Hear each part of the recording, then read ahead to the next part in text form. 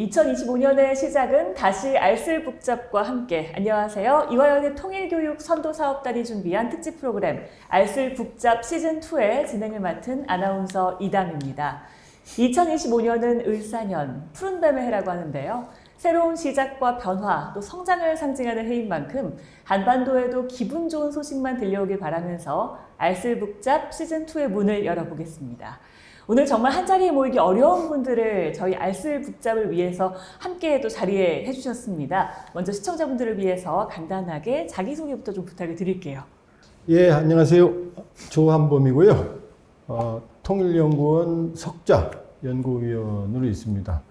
그리고 세계적인 북한 전문 유튜브 대동강TV를 운영을 하고 있습니다. 대동강TV를 보시면 북한이 보입니다. 반갑습니다. 네, 반갑습니다. 네, 안녕하세요. 한국국방연구원 안보전략연구센터 책임연구위원으로 있는 이호령입니다. 오늘 이 자리를 통해서 북한의 문제, 여러 가지 현황에 대해서 가장 최고의 전문가분들과 함께 자리를 갖고 이야기를 나눌 수 있게 되어서 매우 영광입니다. 네. 네, 안녕하세요. 저는 이화여대학교 커뮤니케이션 미디어 학부의 유승철이라고 합니다. 우리 알쓸북잡 시즌 1에도 출동했었는데 이렇게 죽지 않고 다시 돌아왔습니다. 예. 좋은 전문가들과 함께 즐거운 시간, 생산적인 토론들 할 수 있었으면 좋겠습니다. 감사합니다. 네, 안녕하세요. 이화여대학교 국제학부에 재직 중인 박인휘입니다. 평소 연구하는 분야는 남북 문제, 또 미국의 동아시아 정책, 미중 관계, 또 외교사 등을 연구하고 있습니다. 오늘 프로그램을 보시는 분들에게 조금이나마 유익한 자료가 될 수 있도록 열심히 같이 하겠습니다. 감사합니다. 안녕하세요. 저는 이화여자대학교 북한학과 박원곤입니다. 저도 유튜브를 하는데요. 저는 전혀 세계적이지 않고요. 동아시아 연구원으로 치고 들어오면 박원곤의 북한과 세계가 있습니다. 많이들 시청해 주셨으면 감사하겠습니다. 네. 정말 내로라 하는 분들이 오셨기 때문에 오늘 굉장히 재밌을 것 같은데요. 제가 그 알쓸북잡 시즌 1을 꼼꼼하게 보고 왔거든요. 근데 이걸 기획하신 박 교수님은 그대로 계시는 거고, 아까 살아남으셨다고 했는데 이 교수님 말고는 좀 바뀌셨어요. 어떤 점이 좀 시즌 1과 2가 다른지 좀 설명을 해주시죠. 저희가 알쓸북잡이라고 하는 거 여러분 그 제목에서 다들 아실 것 같은데, 북은 북한을 얘기합니다. 그래서 네. 북한에 대한 굉장히 다양한 의견들을 한번 우리 연구자들이 모여서 얘기를 한다라는 그런 기획 의도를 갖고 있었고, 네, 특히 이번에는 지난번이랑 조금 다른 게 북한 연구자분들을 좀 더 모셨습니다. 그리고 그전에는 우리 이대에서 있는 교수들까지만 했는데, 이제는 조금 더 이대 밖에 있는 분들도 좀 모셔보자 해갖고 조한범, 이호령 두 분 박사님을 모셔서 아마 그랑 또 다른 형태의 좀 더 새로운 형태의 그런 접근이 되지 않을까 하는 기대를 하고 있습니다. 네. 오늘 한번 기대를 해보겠습니다. 네, 그럼 첫 번째 이야기부터 한번 시작을 해보겠습니다. 지난 한 해요, 한반도의 정세를 좀 정리를 해보면 이 이야기를 빼놓을 수가 없습니다. 2024년 대한민국을 뒤덮은 쓰레기 풍선 이야기인데요. 북한이 지난 5월부터 한 해 동안 정말 많은 쓰레기 풍선을 남쪽으로 살포를 했습니다. 정말 셀 수 없을 정도로 많이 했는데, 북한이 보낸 쓰레기 풍선 때문에 시도 때도 없이 울리는 이 재난 문자 굉장히 불편했거든요. 쓰레기 풍선이 언제부터 시작됐고 얼마나 왔는지 혹시 조금 정리를 해주시겠습니까? 일단 이제 용어부터 정리를 해야 되는 게요. 네. 처음에 오물풍선에 시작해서 맞습니다. 쓰레기 풍선으로, 네네. 그 다음에 지금은 전단 풍선으로 바뀌었습니다. 이 사단이 문재인 정부 때 대북 전단 금지법을 만들었거든요. 근데 이게 지난해 헌재에서 위헌 판결을 내서 9월 달이에요. 근데 10월부터는 원래 북쪽으로 바람이 남풍이 잘 안 불어요. 그래서 탈북 단체들이 4월부터 보내기 시작했고, 네. 여기에 이제 북한이 발끈해서 5월 28일부터 두 번 딱 정말 오물풍선, 그 지금 오물입니다. 뭐 인분, 뭐 분뇨 이런 게 들어 있었거든요. 근데 이걸 보냈더니 이거는 정전협정 위반이거든요. 인간에게 해를 끼칠 목적을 드러내고 실제로 해를 끼칠 물건을 보냈기 때문에 유엔군사령부에서 정전협정 위반이라고 선언을 했어요. 여기 패착이었죠. 요 다음부터는 이제 오물은 빼고 그냥 쓰레기, 종이 조각 이런 거. 그러다가 11월부터는 이제 자기들도 준비했어요. 그때부터 이제 전단을 보냅니다. 그래서 특히 이제 윤석열 정부 비난, 남한 정부 비난, 그 다음에 이제 이런 뭐 자기들 체제 선전 이런 걸로 지금 바뀌어 왔거든요. 네. 그러니까 이 흐름은 대북 전단에 대한 반발이라고 볼 수가 있고요. 그 다음에 5월부터 5월 말 6월 초부터 GPS 교란을 서해 NNL에서 하다가 지금은 이제 전 전선에서 GPS 교란을 하고 있는데 위력은 약해요. 그런데 이제 이 모든 활동이 뒤지군 듯 조용해진 게 바로 대한민국 비상계엄 사태 이후로는 납작 로우키로 지금 가고 있습니다. 네. 여기 흐름입니다. 네, 뭐 여러 가지 도발이 있긴 했는데 쓰레기 풍선, 뭐 오물 풍선 이렇게 시작되기도 했지만 재난 문자 정말 많이 울렸잖아요. 불편하지 않으셨어요? 그렇죠. 많이 네. 울렸죠. 보면은 쓰레기 풍선과 관련된 게 보면 총 5월 28일부터 시작이 됐거든요.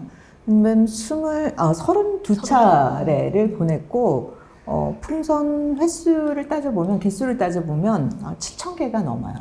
그러니까 그 많은 풍선이 뭐 동해 지역, 서해 지역, 뭐 특히 이제 경기도 지역에 많이 떨어졌죠. 그래서 많이 떨어진 지역 중심으로 재난 문자가 왔기 때문에 어떻게 보면 굉장히 국민들의 피로도가 높아졌다고 볼 수가 있겠죠. 네.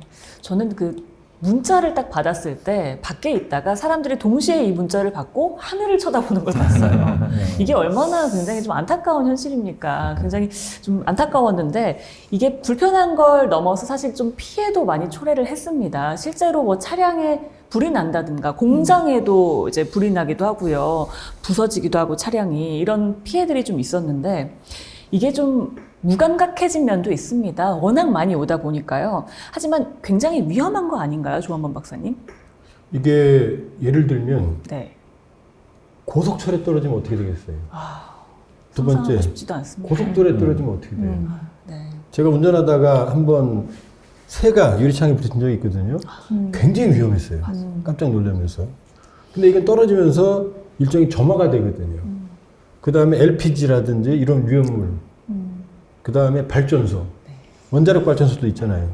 그 방향만 맞으면 여기서 민간단체가 보내는 풍선이 만주까지 간 적이 있어요. 확인이 됩니다. GPS 장치하니까. 사실 익숙해져서 그렇지 아주 위험한 행동이다. 그렇죠. 현재까지 인명피해가 없는 게 사실은 기적에 가까울 정도라고 봐야죠. 맞습니다. 진짜 그나마 다행이다라는 생각이 굉장히 드는데요. 쓰레기 풍선의 정확도도 좀 높아지고 있다는 게 또 굉장히 우려되는 대목입니다. 합참이 밝힌 바에 따르면 북한 풍선이 서울로 날아오는 경우가 꽤 증가를 했다고 밝히기도 했고요. 대통령실 경내나 또 국회 도서관 일대에도 이게 떨어지기도 했거든요. 이거 우연의 일치라고 봐야 할까요? 아니면은 진짜로 좀 노렸다, 정확도가 좀 높아졌다고 봐야 될까요? 그래서 뭐 GPS를 달아서 뭐 보낸 경우가 모든 풍선에 앞서 말씀드렸듯이 7,000개에 다 GPS가 붙어져 있는 건 아니에요. 네. 일부는 뭐 GPS가 붙여진 것도 있고 아닌 것도 있고. 네. 그래서 뭐 그 중에 일부가 뭐 같다고 했지만 또 여기에 뭐 정확도를 높였다라고는 볼 수는 없는 거고요. 또 우연성과 또 GPS 중에 일부가 결합된 그런 것도 같이 봐야 된다라고 보여지는데 네. 지금 우리가 또 봐야 되는 것 중에 하나가 이게 풍선이 지금 제가 앞서서 한 7,000여 개 이상 정도 보냈다라고 네, 했잖아요. 네. 그리고 앞서 이제 조 박사님께서도 말씀해 주신 게 쓰레기였고 그 다음에 전단이었고 비용이 많이 든다라는 거죠. 보면 풍선 하나당 지금 우리나라 돈으로 따지면 100만 원 이상 정도가 드는데 네. 7,000개 이상을 보냈으면 지금 뭐 보면 그냥 산술적으로 계산해도 70억 이상이 북한이 지금 굉장히 북한 주민들의 어떤 식량 문제라든지 이런 거를 생각해 봤을 때 그런 걸 보내는데 70억 이상을 보냈다. 돈을 쓰고 있다라는 거죠. 그리고 또 하나는 또 실질적으로 거기에 쓰레기를 담고 전단을 담아서 했는데 그 쓰레기가 우리가 보면 수거를 해서 볼 수가 있다는 거죠. 북한 내의 상황을 들여다볼 수 있는 그런 자료도 같이 네. 있고 있어서 북한의 지금 생활 수준이라든지 이런 게 어느 정도인지도 우리가 또 캐치를 해볼 수가 있다.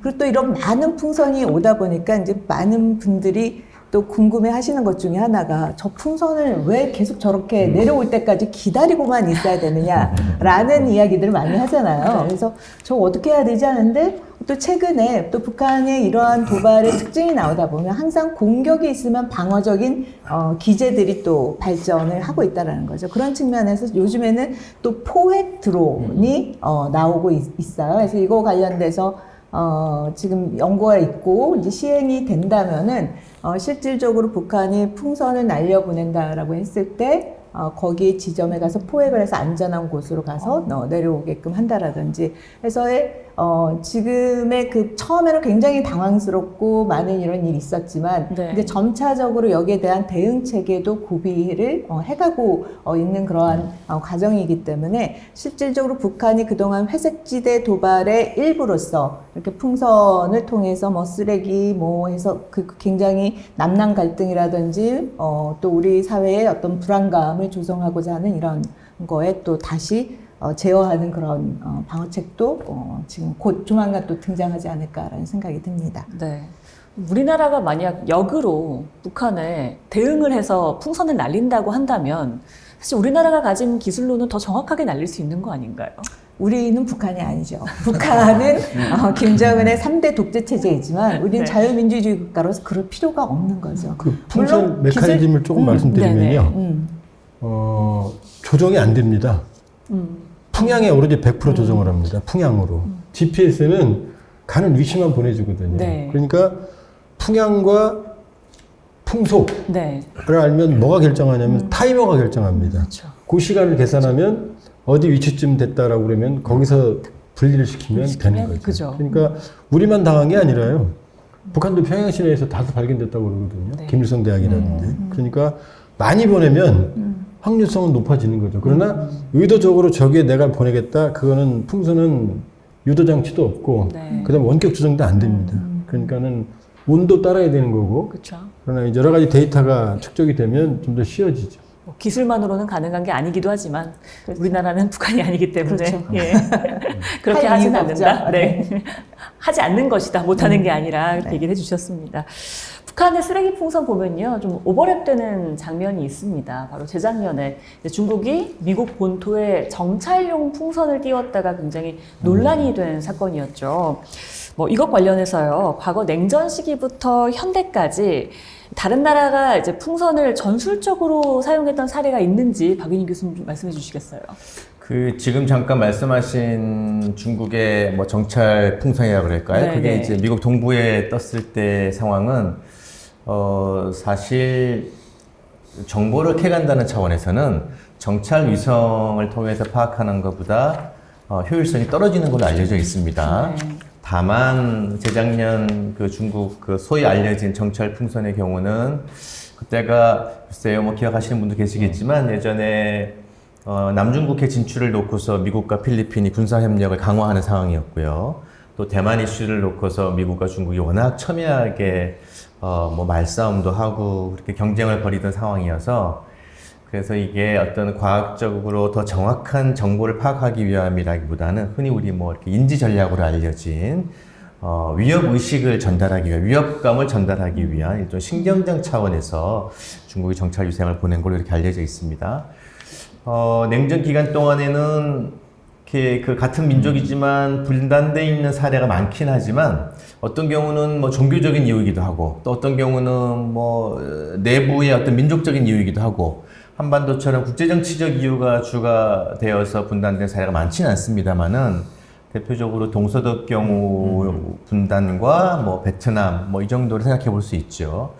근데 이제 사실 우리에게 풍선을 통해서 벌룬을 통해서 공격하는 걸로 더 학자들에게 더 알려져 있는 사례는 2차 세계대전이 끝날 무렵 미국과 일본 사이의 사례를 생각해 볼 수 있습니다. 그러니까 이제 44년 하반기부터 45년 초의 한 기간 동안인데요. 일본에서 이렇게 제트 기류를 활용해서 한 3일, 4일 만에 한 8,000km를 이렇게 날아가는 그런 걸 활용을 해서 미국에 이제 그 상당한 양의 풍선 공격을 한 사례가 있죠. 근데 이제 알려진 바와 같이 기록에 의하면은 겨울 기간이어서 그 풍선이 떨어지는 지역이 숲이나 눈이 쌓인 곳이 대부분이었고 뭐 정확한 숫자를 말씀드리기 어렵습니다만 대략 미국에 도달한 풍선이 3%가 채 안 되는 걸로 이렇게 알려져 있습니다. 그런데 이제 그 당시에도 미국에서는 이게 무슨 안에 뭐 화학 무기와 같은 엄청난 위험한 게 들어있지 않느라는 우려가 있었습니다만은 전형적인 재래식 폭탄 같은 거여서 미국이 입은 피해는 크지 않은 걸로 이렇게 알려져 있고요. 이렇게 처음에는 아까 말씀하신 것처럼 문자를 통해서 막 이렇게 우리 국민들이 걱정을 하다가 이게 지속적으로 반복되다 보니까 약간 좀 뭐라 그럴까요? 저는 이렇게 희화된 그런 상황도 없지 않아 있었던 것 같아요. 그래서 남북한, 북한이 보낸 이런 좀 웃고픈 요즘 표현으로 그런 사례는 굉장히 드물다고 이렇게 말씀드릴 수 있을 것 같습니다. 네. 그리고 네. 이 분단 체제 풍선은 동서독이 먼저였어요. 65년경에 네. 그때는 남북한보다 더 유치했어요. 그 양측이 그러니까 서독 연방군과 동독군이 심리전을 했거든요. 근데 눈 가리고 앙으로 어린 애들을 동원했어요. 그러니까 군대가 하면서 군대는 뒤에 있고 애들을 동원해서 우리는 안 했어 이렇게까지 했거든요. 그러다가 해보니까 이게 재미없거든요. 효과도 별로 없고 그래서 시들해서 그만뒀습니다. 그러니까 이렇게 효과도 없고 우프기만 한 풍선을 대체 왜 이렇게 날리는지, 그러니까 사람들이 또 걱정하는 것 중에 하나가 이 풍선이 정확도는 떨어지지만 어쨌든 우리 생활 속에 떨어지는 거잖아요.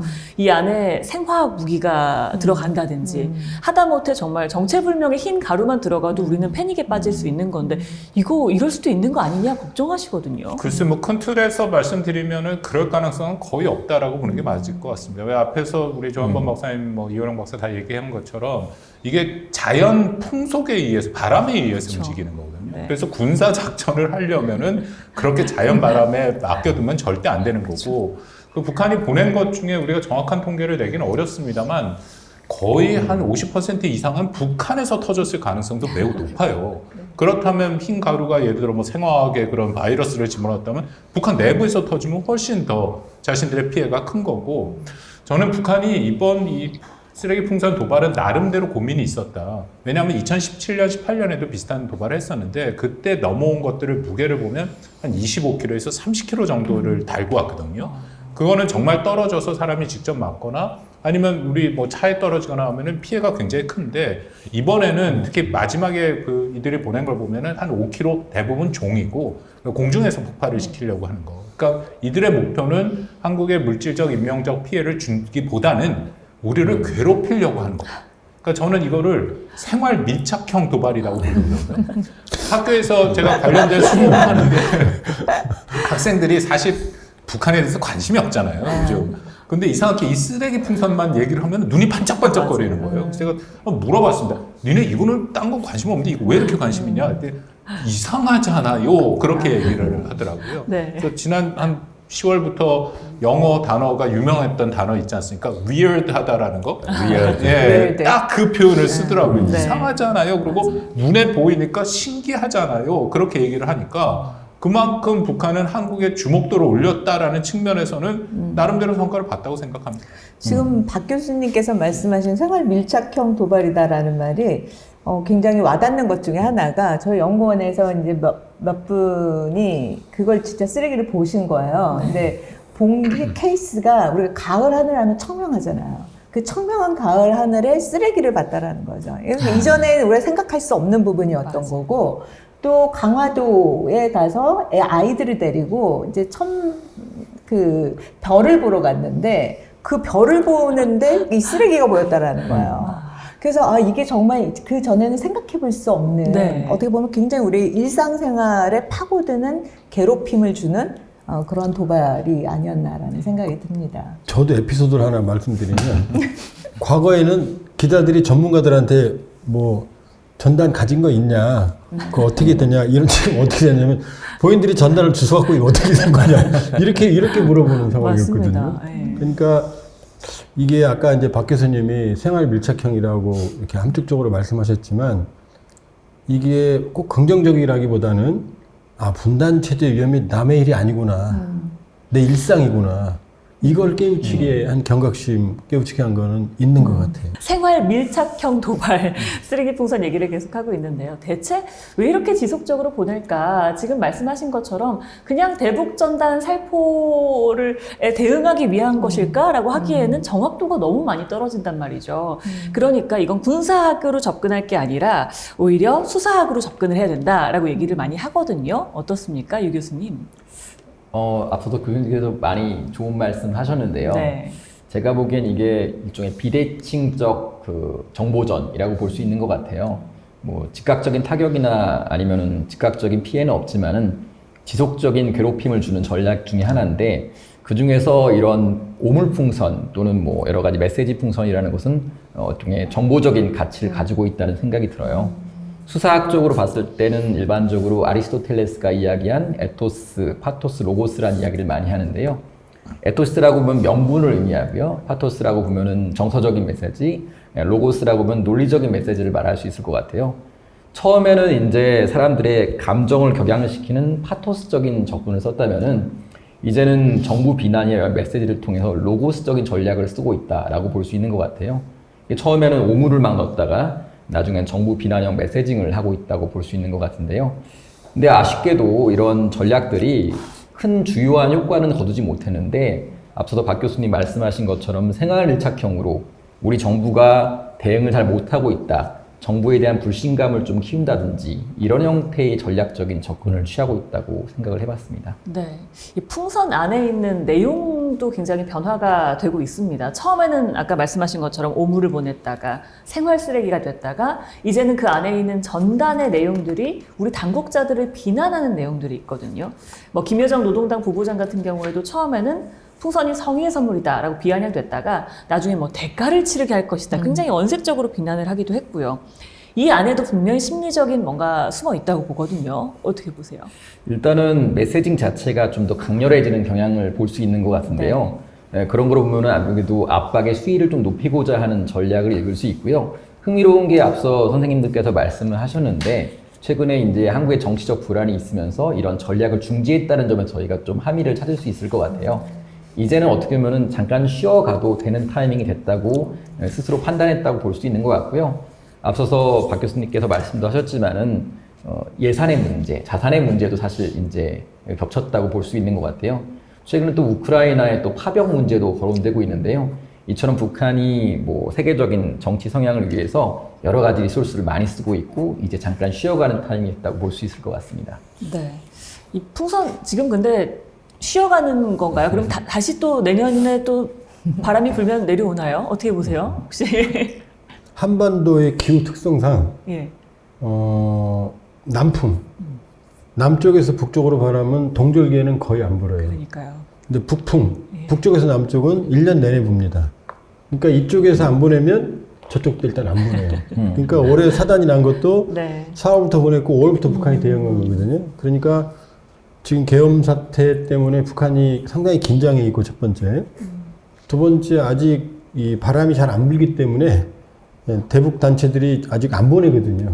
근데 이제 위험한 건 내년 봄이죠. 봄에 이제 어느 정도 사태가 안정화될 거고 어느 쪽이든 이쪽에 대량으로 보내게 되면 네. 저쪽에 대응할 또 가능성이 그럴 수 있죠. 있죠. 그건 100%할 겁니다. 거의. 그럼 아까 이제 잠깐 얘기가 나왔지만 이호령 박사님께서 포획 드론 같은 거 얘기도 해주셨는데 지금도 많은 분들이 이거 떨어질 때까지 기다렸다가 열어봐야 되냐라고 하잖아요. 방법이 좀 없을까요? 그거는 지금 국민들께서 오해를 하시는 게 네. 풍선을 맞추려면 생각보다 곧 총알은 중력이 있기 때문에 500m 이상 안 올라가요. 네네. 첫 번째. 두 번째 중화기를 써야 되거든요. 그럼 맞추면 낙탄이 되죠. 그쵸, 우리 민가 인명 피해가 나죠. 네. 터지면 광범위하게 확산되죠. 그러니까 지금 군은 정확하게 대응을 하고 있다. 그러니까 포획 드론도 있지만 레이저 무기 체계가 지금 개발됐거든요. 네. 그럼 레이저로 풍선을 지지면 그 서서히 내려오거든요. 요 작전인데 요게 대응 체계가 마련되면 조금은 안전해질 거다. 그러나 지금 상황에서는 터트리는 건, 그 다음에 DMZ에서 넘어오기 전에 쏘게 되면 저쪽으로 낙탄되면 교전이 벌어지거든요. 그렇죠. 지금은 그런 한계가 있다는 걸 좀 아셔야 됩니다. 참 어렵네요. 그러니까 저는 북한이 그런 부분을 아주 정교하게 네. 파고든 거죠. 그러니까 대응이 쉽지 않을 것이고, 저는 약간 이 북한이 고육지책이라고 생각을 하는데, 이들이 뭔가 한국에 도발을 해야 되는데 한번 보면은 지난 1년간 고강도 국지 도발이나 그런 실질적인 무력 충돌을 걸어오지 못했습니다. 저는 못했다고 생각을 하거든요. 억제력이 한미가 철저하게 대비를 하고 있고, 그렇지만 어쨌든 자신들의 메시지를 보내긴 보내야 되는 그런 측면에서 굉장히 뭐랄까 창조적인 방법으로 대응도 힘들고 직접적인 한국의 피해는 적게 주는데 한국 사람들을 괴롭히면서 남남 갈등을 일으킬 수 있는, 또 나름 북한 내부에서도 이게 아마 보고가 됐을 겁니다. 뭐 당연히 김정은이 지시를 하면 이거 어떻게 못해 하면 지도자 동지 우리가 이렇게 해서 드디어 저 대한민국들을 혼란에 일으켰습니다. 그런 면도 있다고 보는 게 맞겠죠. 진짜 21세기에 이렇게 아날로그적으로 도발을 하는 것인가라는 얘기들이 굉장히 많았는데 진짜 뭔가 신박하다라는 생각도 듭니다. 박윤희 교수님, 혹시 과거 이제 동서독의 경우나 뭐 국제 정치사에서 우리가 참고해 볼 만한 사례가 좀 있을까요? 관련해서? 아까 우리 조한범 박사님이 이제 네. 말씀해 주셨던 60대 중반에 그런 사례가 있었고, 말씀처럼 효용성의 문제 때문에 네. 그게 그렇게 뭐 의미 있는 그런 상황이 되지는 못했습니다. 근데 이제 문제는 여러분들의 지적처럼 효과를 어떻게 측정하느냐의 문제인 것 같습니다. 이게 이제 직접적인 피해를 입히진 않지만 북한의 존재를 계속 가시하고 또 한국 사람들, 우리 국민들 내부에서의 분열을 초래할 수 있다고 생각한다면은 직접적인 피해 못지않은 엄청난 효용이 있다고 판단을 하겠죠. 그래서 네. 이제 그런 측면이 있을 수 있고요. 근데 어쨌든 북한이 재개할지 여부에 대해서는 저는 뭐 그렇게 가능성이 높아 보이진 않습니다. 상황이 어떻게 될지 모르겠지만.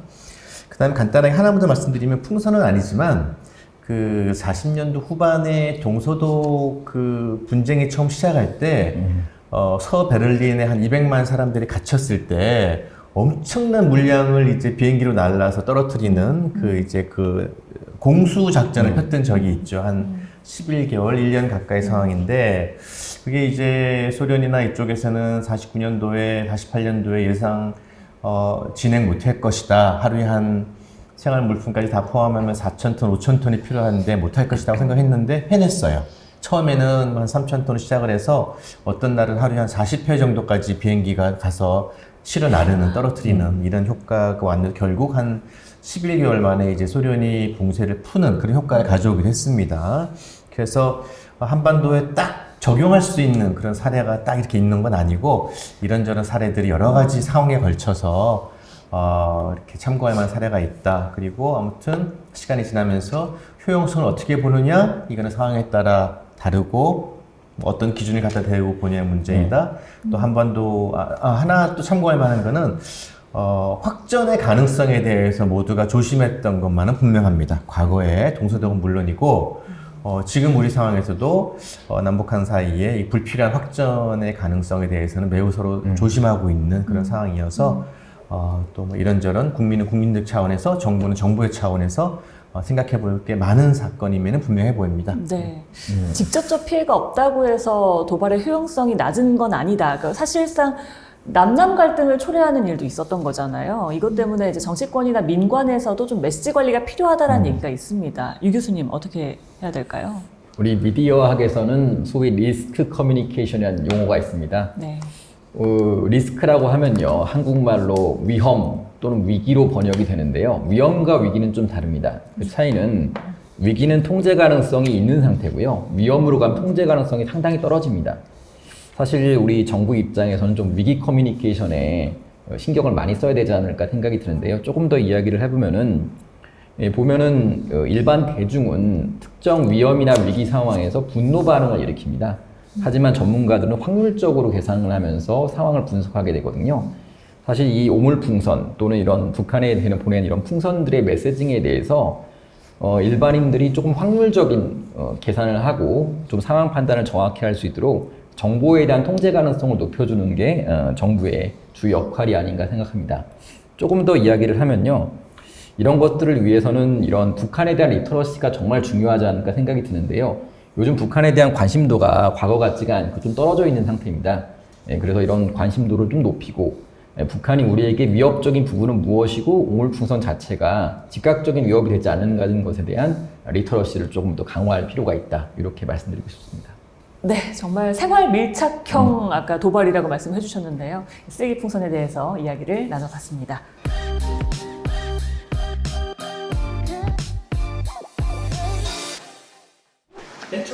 주제로 한번 넘어가 보겠습니다. 한민족이 이제는 아니다. 북한의 헤어질 결심이다. 라는 주제로 한번 시작해 볼 텐데요. 북한이요, 지난해 풍선을 보내는 데만 열심이었던 건 아니었습니다. 한국과의 관계를 완전히 단절하고 통일을 포기하겠다고 선언을 하기도 했고요. 상징적인 걸림돌을 걷어내는 데 굉장히 주력을 했습니다. 그래서 두 번째 대답 주제가 바로 헤어질 결심인 건데요. 헤어질 결심하니까 뭐 영화 떠올리시는 분들이 많으실 텐데, 제가 사실 영화에도 출연한 줄 알거든요. 혹시 인랑이라는 영화를 혹시 보셨나요? 맞습니다. 네, 맞습니다. 네, 제가 혹시 저를 보신 기억이 있으신가요? 아쉽게도 무슨 역할 하셨죠? 제가 이제 앵커 역할을 했거든요. 앵커 역할은 나름 영화인입니다. 그래서 영화인으로서 헤어질 결심이라는 영화 제목을 한번 주제를 꼽아봤습니다. 좀 구차하네요. 네, 자 그럼 먼저 이 박사님께 지금 제가 여쭤볼게요. 네네. 북한을 경화가 좀 방치되는 게 언제부터였고 그 이후에 어떤 조치를 좀 담당해 줬나요? 북한이 이제 적대적 두 국가 관계를 이야기한 거는 이제 작년 연말에 12월 전원회의 때 그걸 이제 구체적인 워딩을 사용 23년 그렇죠. 24년 12월에 전원회의 때 사용했는데 실질적인 그런 북한의 움직임은 저는 개인적으로 봤을 때는 2019년 한일회담 결렬 이후에 북한이 미국이 세법을 바꾸지 않으면 새로운 길을 걷겠다라고 이야기를 이제 4월달에 2019년 4월에 이제 그런 내용을 발표를 해요. 그럼 실질적으로 미국이 새로운 세법을 바꾸지 않았죠. 그러면 그 정책하에서 북한이 새로운 길을 걷겠다라고 한 그 새로운 길이 실질적인 지금까지 온 이러한 정책이 아니었느냐라는 생각이 들어요. 그러면 북한의 그러한 새로운 길은 뭐였느냐? 그럼 핵이랑 미사일 부분에서의 거기에 집중된 국방 최우선 정책이었고 그런 국방 최우선 정책에 기반을 해서 결국에는 지금 이제 적대적 왜냐하면 계속해서 상대방에 대한 적대심을 무시를 시켜야 되니까 왜 북한이 이렇게 돈도 없고 힘든데 계속해서 핵 미사일을 투자를 해야 되느냐 북한 주민들이 이해를 시켜야 되는 거죠. 그러면 상대방에 대한 적개심을 높여야 되는 거고 그래서 이후에 나온 게 대미 적개심 고치 근데 대미 적개심 고치로도 부족하니까 대남 적개심 고치 그리고 나서 대한민국이 제1의 적이다. 그다음 적대적 두 개의 국가 이게 순서에 나오게 있죠.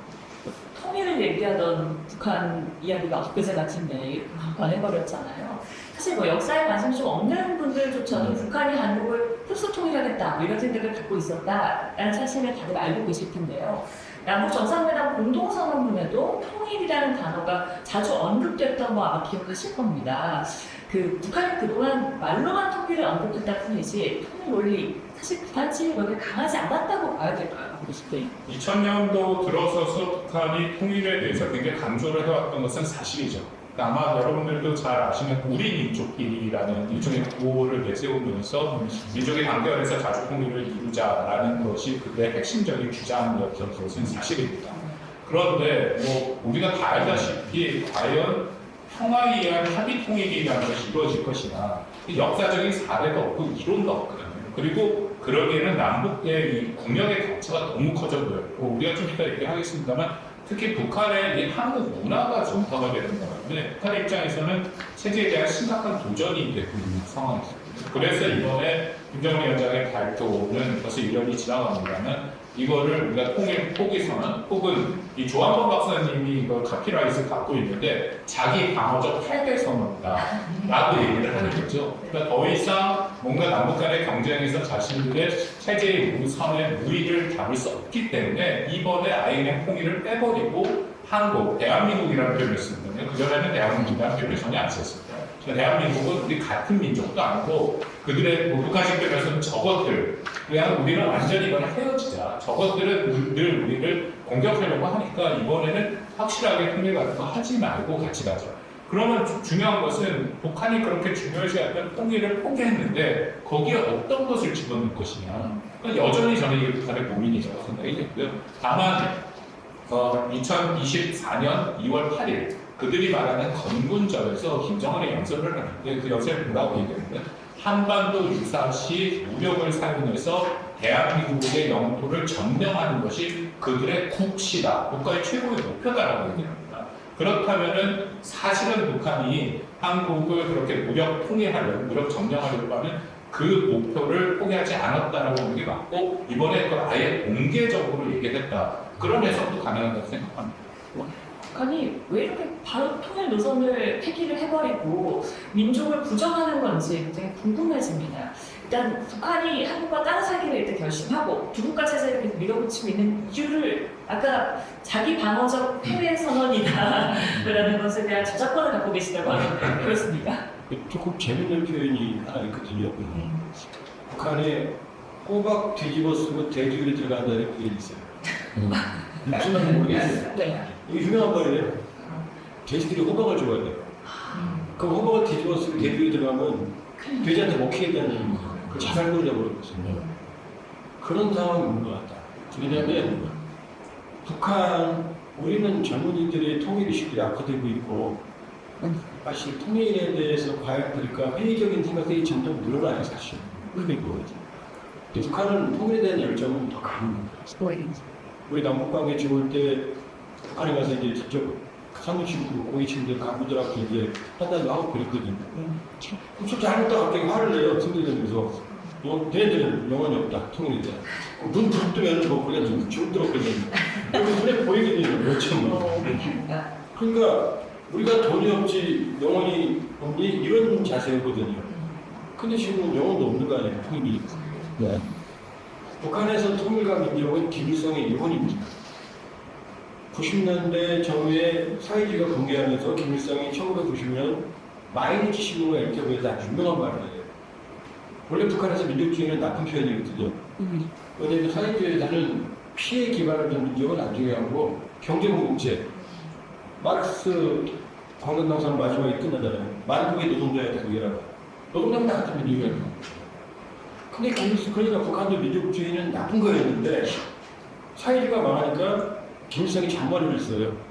마이니 신문하고 인터뷰하면서 나는 공산주의자이면서 민족주의자다. 그 이걸 하나 꺼내온 거죠. 자기가 했던 그냥 별로 변변치 않은 이 향인 미한 주장을 이제 그때부터 어마어마하게 미화합니다. 조작합니다. 이걸 주도한 게 김정일이에요. 그래서 민족과 운명이라는 답작 영화를 만들어지고 김일성 민족의 태양이라고 그러고 이때부터 북한 이데올로기의 도축이 사회주의보다는 민족과 통일로 바뀌어요. 그러니까 김일성 주의는 사실은 공산주의라기보다는 민족주의적 공산주의라고 말해드리거든요. 그러니까 북한 주민들한테 민족과 이 통일은 거의 실력입니다. 보통 처형할 때 이렇게 북한 고위층한테 이렇게 보면 처형이 이겁니다. 너는 반민족주의자, 반통일론자. 그럼 이게 반혁명문제야, 그럼 탁탁 쏜다고 그러거든요. 김정은이 그렇게 말했잖아요. 통일민족개념 삭제. 그러니까 어마어마하게 위험한 선택을 한 거죠. 왜 그러냐면, 그러면 북한의 통일 방안이 두 개입니다. 하나는 전쟁을 통한 거, 하나는 평화통일. 우리는 평화통일 방안이 민족국의 통일 방안인데 북한은 고려연방입니다. 이걸 실현하는 게 통일재단 전술. 연방, 남북 연방인데 통일재단 전술. 남쪽에서 친북, 종북 세력을 확산시켜서 북한 체제를 추구한다. 이거거든요. 근데 여기서 정부인들한테 우리 북한으로 통일을 잡으면 통하겠습니까? 아니, 통하시고. 오히려 체제 경쟁에서 패배하면서 북한은 쪼그라들고 가까이 있으면 있을수록 좋을 것 같은 거죠. 반동사 한번의 병역법, 평양만화보호법, 청면 교양분양법, 군동신고법, 그리고 우리가 점점 멀어지고 싶은 거죠. 완전히 차단해서 자기 독재 시대로만 가고 싶은 거예요. 완전히. 여기까지는 괜찮아요. 그러니까 너하고 나하고는 적대적인 관계야. 지금도 정전체제니까. 근데 통일민족 개념 상태에서 선을 넘어버리는 거죠. 그러니까 1년이 다 지나갔지만 별짓을 다 해요. 외국과의 상처를 지우고 뭐 모든 상징물 없애고 이제 주민들한테는 다 한 번도 설명을 못 드리고 있어요. 그러니까 김정은은 스스로 이데올로기를 구성. 그러니까 북한 바로 파괴. 나랑 할아버지 아버지 두관참시를 지금 한 거다. 기반부가. 그러니까 호박 뒤집어 쓰고 대륙에 들어갑니다. 그 말이 지금 조용한 불만은 없지만 왜냐면 북한 사람들은 내가 어려운 것도 통일 때문이야. 인민군이 10년 공부하는 거 통일 때문이야. 통일되면 다 좋아져. 내가 통일의 국민이 될 거야. 이렇게 주의돼요. 근데 말만 이거 뒤집는다는 게 되겠어요? 그러니까 아주 복잡한 정중동의 위기 속에 처해서 경기 있고요. 그렇기 때문에 또 북한에서 문화적으로도 굉장히 갖고 있습니다. 특히 북한의 그 MZ세대라고 해야 될까요? 장마당 세대. 커뮤니케이션 미디어를 전공하신 부 교수님께도 제가 여쭤보고 싶은데 북한 청년들도 물론 K컬처가 워낙 매력적이긴 하지만 북한 청년들이 K컬처에 굉장히 매료가 된다고 하던데 어떤 면에서 매료가 되는 걸까요? 이 교수님? K컬처에 매료되는 것은 북한 청년만은 아닌 것 같아요. 제가 며칠 전에 호치민에 갔다 왔는데 네. 다들 한류에 열광하고 있는 걸 보고서 그쵸. 저도 한류 파워를 실감했습니다. 네. 특히 동남아에 가서 TV를 틀어보면요. 아이돌이나 아니면 드라마를 보면 너무 재미가 없어요. K드라마에 견줄 수가 없는 상태입니다. 북한도 아마 우리 한국이 K드라마, K컬처가 가진 소프트 파워에 이제 문화자본을 잠식당하고 있다. 저는 이렇게 생각을 하는데요. 근데 왜 북한 청년들은 특히 더 잠식당할 가능성이 높은가라는 것을 저도 좀 고민을 해봤어요. 근데 북한 청년들의 심리적 상태가 어떨까를 한번 생각해보면은 세계적인 젊은이들의 심리적 코드는 바로 불안입니다. 근데 불안의 정도가 아마 아주 강하지 않을까. 사실 그런 우려가 있는 것 같아요. 이 불안에 강한, 어떻게 보면 불안에 이제 어떻게 보면 잠식당해 있는 북한 청년들이 K-드라마 또는 K-콘텐츠, K-뮤직을 통해서 활로를 찾고 있지 않은가 생각이 들어봤는데요. 제가 뭐 유튜브나 이런 데 보게 되면은 아무래도 이제 중국에서 일하는 북한 노동자들 있잖아요. 이런 분들이 대부분 레저 생활을 K-드라마를 보면서 보낸다고 들었습니다. 이 보면은 정말로 어떻게 보면 우리 한국의 소프트 파워가 북한의 아주 근처에 다가가지 않았나 이렇게 생각이 들고요. 이런 그 코드의 중심에는 불안이 있지 않은가 이렇게 한번 해석을 해봤습니다. 네, 사상 이완이 된다는 걸 굉장히 불안하게 그렇게 볼 수 생각하겠죠. 있을 것 같아요. 예. 네, 그러니까 지금 완전히 이제 두 국가 논리를 계속 펼치고 있는 건데 이 과거에 분단 경험이 있는 국가에서도 아마 이런 논쟁이 있었을 것 같습니다. 박윤희 교수님. 그 분단 경험이 있는 국가들의 두 국가 논쟁 네. 그 말씀드리기 전에 제가 딱 10초만 쓰면은 네. 북한이 통일을 포기한 상황은 한국에 오신 탈북자분들에게도 충격인 거예요. 그러니까 한 3만 5천 명 되면 이제 그런 분들이 물론 한국에 못 오신 그 다른 나라에 계신 분들도 꽤 있고요. 만약에 이게 다른 나라가 되면은 본인들의 지위가 뭐 이민자가 되는 것도 아니고 그런 본인들의 지위에서부터 사석에서 이제 탈북하신 어떤 그 관료 출신의 어느 분과 얘기를 나눴는데 최근에 그분이 그러시는 거예요. 그러니까 북한도 사람 사는 사회니까 뭐 휴가도 나고 그러는데 어느 날 자기가 북한에서 일할 때 휴가를 가려고 그랬더니 아니 지금 민족 통일의 과업이 눈앞에 저기 보이는데 어디 휴가 갈 시간이 있냐고 이런 얘기를 듣고 이제 한다는 거예요. 정말 얘기를. 그러면서 본인들 매우 난감하다는 그런 반응들이 지금 주위에서 있습니다. 네. 아무래도 분단의 사례는 뭐 아까 우리 유 교수님 최근에 다녀오셨던 베트남 사례, 또 독일 사례 뭐 이런 경우 참고할 수 있는데 학자들은 한반도 통일의 방식을 흔히 캐주얼하게 두 가지 방식을 생각합니다. 그러니까 전쟁을 거쳤던 베트남식의 통일 방식이 있고 상대적으로 냉전 종식기에 맞물려서 평화롭게 이루어졌던 독일 방식이 있는데 독일에 여기 계신 분들 다 잘 아시는 상황인데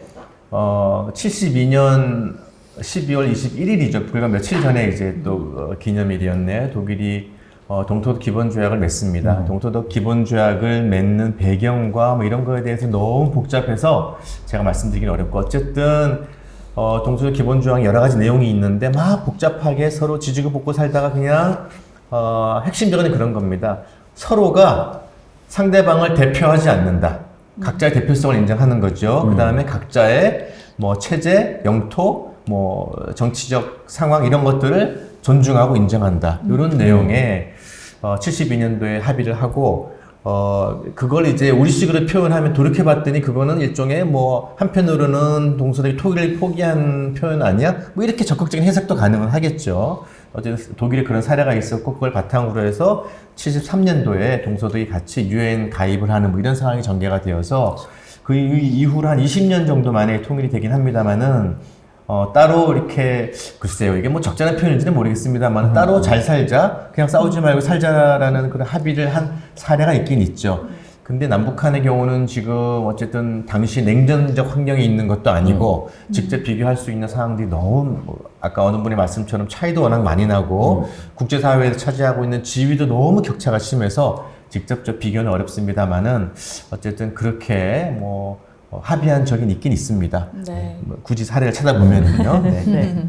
이 영상을 보는 분들 중에 특히 약간 저 젊은 친구들은 통일이라는 게 될 수나 있는 거야? 라고 생각한다든지 될지도 않을 것 같은데 왜 이렇게 통일을 얘기하냐? 또 90년대 남북이 유엔에 동시 가입했을 때부터 이미 두 국가 아니냐? 라고 생각하는 분들도 있을 것 같은데요. 북한과 이제 우리가 이렇게 정말 완벽한 남남이 되면 뭐가 이렇게 달라지기 때문에 이거를 우리가 이렇게 막아야 되는 건지 그것도 굉장히 궁금해하시는 분들이 많을 것 같아요. 혹시 이 중요한 거는 북한이 주장하는 것은 그냥 단순히 두 국가론이 아니죠. 그러니까 예를 들어서 북한이 두 국가론을 얘기를 한다면 국내 한국에서도 이 두 국가론을 찬성하는 분들이 있습니다. 그분들이 말하는 두 국가론이라는 것은 남한과 북한, 한국과 북한이 그러니까 서로의 실체를 인정한 상태에서 평화를 공존을 하고 그 다음에 평화를 추구하고 종국의 통일을 가자라는 그런 얘기이기 때문에 원칙에서는 저도 크게 반대하지 않습니다. 근데 문제는 북한이 말하는 두 국가론이라는 것은 그냥 두 국가론이 아니라 적대적 두 국가론이고요. 아까 말씀드린 것처럼 그들이 생각하는 통일을 포기한 곳에는 무력으로 한국을 점령하겠다라는 그 내용이 들어가기 때문에 이것은 결코 평화와 공존의 의미가 아니다라고 생각합니다. 그 보충 저도 전적으로 박 교수님 얘기에 동의하고요. 네. 저는 조금 여기서 김정은의 두 국가론을 동조한다는 거에 대한 조금 흥분하고 싶어요. 왜냐하면 김정은이 말하는 건 적대적인 관계지만 남북을 전쟁 관계로 전환한 거예요. 그러니까 지금 남북이 전쟁 상태로 전환된 거예요, 김정은 말은. 그러니까 전쟁으로 지금 진입한 겁니다. 서해 NLL 우리가 고수하고 있는데 북한이 내는 해상 국경선은 훨씬 남쪽이거든요. 그리고 김정은이 뭐라고 말했냐면 자기들의 해상 국경선을 0.001mm라도 침범하면 전쟁으로 간주한다고 그랬거든요. 그럼 지금 서해에서는 전쟁인 거예요. 그리고 북한은 핵을 가지고 있잖아요. 그럼 이 전쟁 상태로 전환한 거에 동조한다? 말이 안 되는 거죠. 두 번째, 위헌입니다. 헌법의 3조와 4조에는 대한민국 영토는 북한까지고 4조에는 자유민주적 기본 질서에 입각한 평화통일을 규정하고 있거든요. 안 한다면 위헌이죠. 그 다음 세 번째는 보편 가치의 위반입니다. 저는 뭐 오랫동안 북한 민주화를 위해서 노력해왔지만 지구상에서 가장 극단적인 독재 체제가 북한이거든요. 우리가 미얀마나 아니면 우크라이나 러우 전쟁이나 아니면 시리아나 난민들 도와주죠. 그건 뭐냐면 가난하고 힘든 사람들 도우는 게 인본주의 가치거든요. 근데 북한은 그런 인본주의 가치가 가장 철저하게 무시당하고 공개 채용과 고문과 가장 기본적인 자유권, 평등권이 없거든요. 남이어도 도와주는데 저분들은 우리 같은 민족이거든요. 그럼 민족의 동포에 인류애를 포기하는 거거든요. 이대로 가자는 얘기는. 그러니까 이 모든 면에서 봐서도 김정은이 말하는 이국가론에 동조하는 건 제가 보기에는 전쟁 관계로 전환한 위험을 받아들이고 위헌이고 인류의 보편 가치를 포기하는 거거든요. 그리고 하나 더, 이번에 쓰레기 풍선 봤잖아요. 수천 개가 날라오는데 그냥 이렇게 적대적인 관계가 평화로울 수가 있겠습니까? 그건 아니다. 네. 그렇지만 박 교수님이 얘기했던 현실적으로 국제법적으로 다른 나라고 당장의 통일이 어려우니 평화를 먼저 회복하자, 이 얘기는 동의할 수 있죠. 그러나 지금 김정은의 이국가로는 저는 그 어떤 경우에도 동의할 수 없다. 이게 제 생각입니다. 여기서 중요한 건 우리 현재 남북 관계가 전쟁이 완전히 종식이 된 게 아니잖아요. 전쟁이 중단된 정전 상태이고 정전협정 상태인 거예요. 근데 두 개의 국가를 이야기할 때는 이 정전협정이 평화협정으로 전환이 돼야 되고, 보통 정전협정에서 평화협정으로 간다라고 했을 땐 국경선에 대한 합의가 있어야 돼요. 근데 국경선에 대한 합의도 없이 두 개의 국가를 이야기를 한다라는 거는 앞서 이제 말씀해 주신 두 선생님 말씀대로 말이 되지 않는다라는 거죠. 네.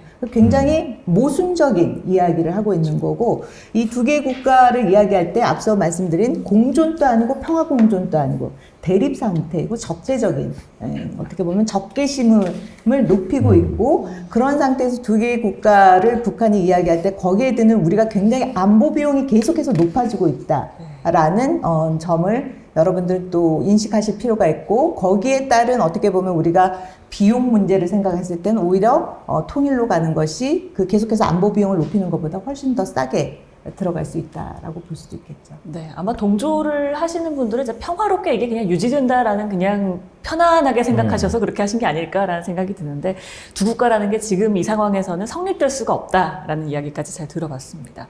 또 북한이요, 굉장히 물리적인 조치들을 좀 하고 있잖아요. 예를 들면 도로나 철도를 막 폭발을 한다거나 이미 쓰지도 않고 있는 그런 도로인데도 그런 일들을 해내고 있는데 이 남북 단절 일종의 뭐 폭발쇼라고도 합니다. 유 교수님, 이거 어떻게 봐야 되나요? 제가 생각하기에는 일종의 상징적 가치를 가진 정치 네. 퍼포먼스로 해석할 수 있을 것 같아요. 근데 이런 일들을 왜 하는가를 한번 고민해 보면은 북한이 대외적으로나 또 대내적으로 통제력을 많이 잃어가고 있지 않을까, 이런 불안을 해소하기 위한 일종의 통제력을 갖기 위한 퍼포먼스라고 볼 수가 있겠는데요. 외부적으로 봤을 때는 뭐 대미 관계 또는 대남 관계를 위해서 조금 우리가 뭔가를 통제할 수 있다, 뭔가를 매니플레이션 할 수 있다, 이런 걸 보여주기 위한 면이 있고요. 대내적으로 보게 되면은 상당히 사회적 자본이라고 하잖아요. 소셜 캐피털이 좀 약화되어 있지 않은가 생각이 들어요. 앞서서 청년 세대의 이야기를 했는데 과거의 북한 주민들이 지금의 주민들과 좀 많이 다를 것 같아요. 그래서 정부에 대한 신뢰도 아무래도 적어지고 있고 이념적인 가치도 좀 희석화되고 있지 않을까, 이런 것들을 좀 다잡아줄 수 있는 퍼포먼스다라고 볼 수 있을 것 같습니다. 네, 이념적 가치가 진짜 희석되고 있는 건 사실인 것 같은 게 북한에서요. 남한 말도 굉장히 엄격하게 금지를 한다고 들었거든요. 뭐 오빠, 자기야 이런 맞습니다. 말도 예. 못하게 한다고 하는데 이게 진짜 좀 영향이 큰가 보죠. 아무래도 그럴 것 같아요. 네. 보면은 김정은조차도 어르신이라는 이야기를 써가지고 한번 논란이 됐었던 네. 기억이 저도 나는데요. 그만큼 K 콘텐츠가 의식적으로 무의식적으로 많이 스며들어 있고 이런 것들도 조금 대화적 아니면 정신적인 입장에서 좀 완화되어 있지 않을까라는 네. 생각을 해봅니다. 제가 이제 소련에서 유학을 했거든요. 소련 텔레비보다 10배는 재미없는 게 북한 텔레비입니다. 그럴 것 같습니다. 예. 아침 9시에 이제 음악 빵빵빵 시작해요. 그 다음에 처음에 나오는 게 위대한 영도 불멸의 업적. 이거 하루에 5번 나옵니다. 전에 그날 김일성, 김정일, 김정은이 뭐 했는지. 그 다음에 뭐 성천군 어디서 뭐 건설이 잘 되고 있다. 공장이 잘 돌아가고 있다. 이쪽 올라갑니다. 재밌는 거 하나도 없어요. 그 다음에 보도합니다. 보도도 다 김정은 업적으로 뒤집었어요. 여기 또 나옵니다. 위대한 영도 불멸의 업적. 제일 재밌는 게 4시, 3시 반부터 4시, 5시 보도 전까지 유로 축구. 그 다음에 다른 거 가져다가 보여주는 이게 제일 재밌어요. 그 다음에 또 정치 선전입니다. 네. 그러니까 여기에 지금 K-컬처, K-팝 이런 거는 눈이 휘둥그레지죠. 그러니까 이거는 상상을 초월하는 그쵸. 거예요. 상상을 초월. 너무 재밌죠. 근데 너무 재밌 그러니까 여기 말이 안 통해요. 그러니까 예를 들면 뭐 잡아가고 몇 년 이렇게 뭐 깜빡이 넣고는 안 볼 것 같죠? 네. 아니에요. 봐요. 제일 무서운 게 마약 중독, 알코올 중독보다 더 무서운 게 정보 중독이에요. 너 그거 아니? 그럼 굉장히 알고 싶죠. 그리고 한 번 보면 정말 가족들이 다 본답니다. 탈북 가신 분들이 얘기하는 거예요. 그러니까 문화의 힘은 크다. 네. 그러니까 심리학에서도 보면 인간의 욕구 단계를 보면 아주 기본적으로 일단 밥을 먹어야 되니까 식욕이 그 다음 해결되면 이 문화적 욕구가 굉장히 강하게 나타나거든요. 저는 이 부분이 일정 수준 굉장히 고무적이라고 생각하는 게 우리가 언젠가 통일을 하게 되면 문제는 한국은 자유로운 사회니까 북한에 대해서 공부를 하고 이해하고 북한 사회를 어느 정도 알 수는 있지만 북한은 그게 안 되어 왔던 사회잖아요. 근데 이렇게 한국 문화가 올라가다 보면 북한 주민들도 이제 한국에 대해서 점점 그들이 알게 된다라는 겁니다. 네. 탈북민들 인터뷰해 보면 재밌는 게 한국 온 가장 그 한국 방송 중에 재밌게 본 거 뭐냐라고 물어보면 모 방송국에 6시 내 고향이라는 거예요. 그래서 왜 그러냐 그랬더니 아니 나머지 드라마는 뭐 다 약간 이렇게 만들어진 거고 꾸며진 거 아니냐. 근데 6시 내 고향은 아시다시피 직접 가서 그냥 다 인터뷰하고 사는 모습을 보여주는데 그들의 삶의 모습의 수준이 자신들 최상위층보다 더 잘 산다는 거예요. 그러니까 이런 게 굉장히 큰 충격으로 다가왔다. 네. 그러니까 이거는 어떻게 보면 이 문화가 통일을 준비하는 하나의 수단이 되고 있다고 생각합니다. 네. 북한판 6시 내 고향도 있어요. 아, 수령님이 이 건물에 언제 오셨다. 그 사적을 이렇게 관리하고 있다.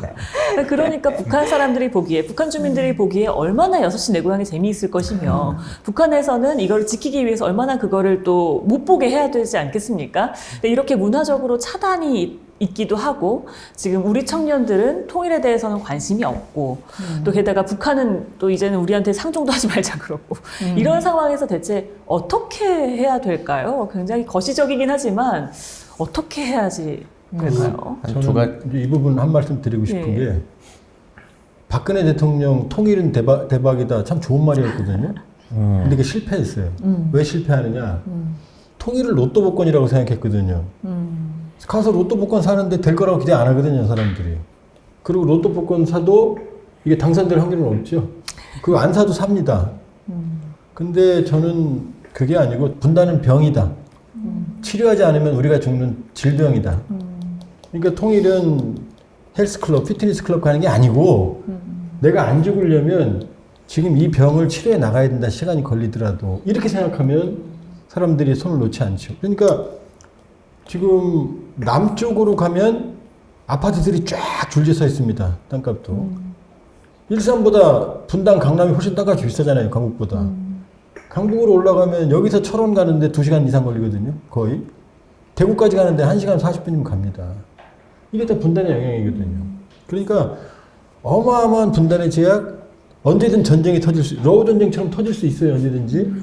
젊은이들이 왜 이 성공한 이 K 대한민국, K 문화, K 컬처 모든 사람들이 선망한 이 나라에 살면서 우리 선생님들 다 학생들 가르치면서 학생들이 가지고 있는 어두운 그늘들을 발견하실 거예요. 왜 그렇죠? 바로 분단이라는 슬픈 성공 때문이거든요. 그러니까 분단은 나와 무관한 게 아니고 나의 삶을 제약하고 억제하고 구조적인 불안으로 나를 누르는 스트레스고 그러니 난 이걸 치료해야 돼. 이게 병식이거든요. 그 분단에 대한 병식을 가져야 됩니다. 이건 절대 자연스러운 게 아니다. 여기서 안 끝난다.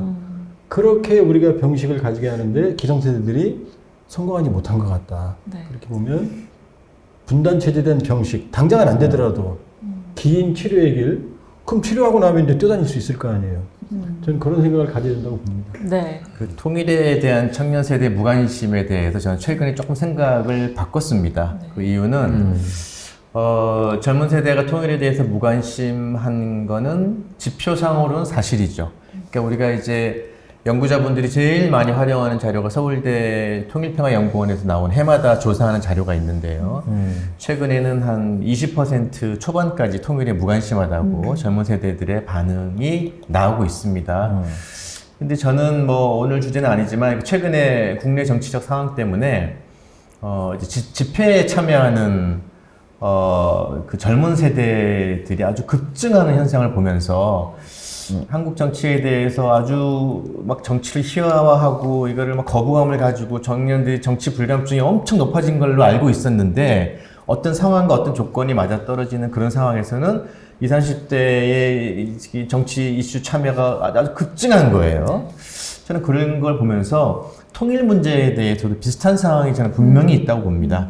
그러니까 지금처럼 뭐 선진국에 태어난 세대들이잖아요. 지금 20년, 30세대 아이들은, 학생들은. 그래서, 지금 상황에서는 그냥 대치 상황이 오래되고, 분단, 피로감이 오래되고, 뭐, 북한이 핵 문제로 저렇게 루틴하게 신경 쓰이게 만들고, 이런 상황에서는 통일 문제에 대해서, 북한 문제에 대해 관심을 가지지 않지만, 이것이 어떤 구체적인 어떤 촉발이 상황이 되고, 통일 문제에 대한 구체적인 이익에 대한 관심을 본인이 이렇게 체득하게 되고 이런 상황이 되면은 저는 우리 청년들이 또 많은 관심을 보일 거라고 생각을 또 하고 있습니다. 네. 네. 일상 속으로 뭐 생활 밀착형으로 뭔가 느껴지게 되면 청년들도 통일에 대한 관심이 좀 생길 것이다라고 얘기를 해주셨습니다.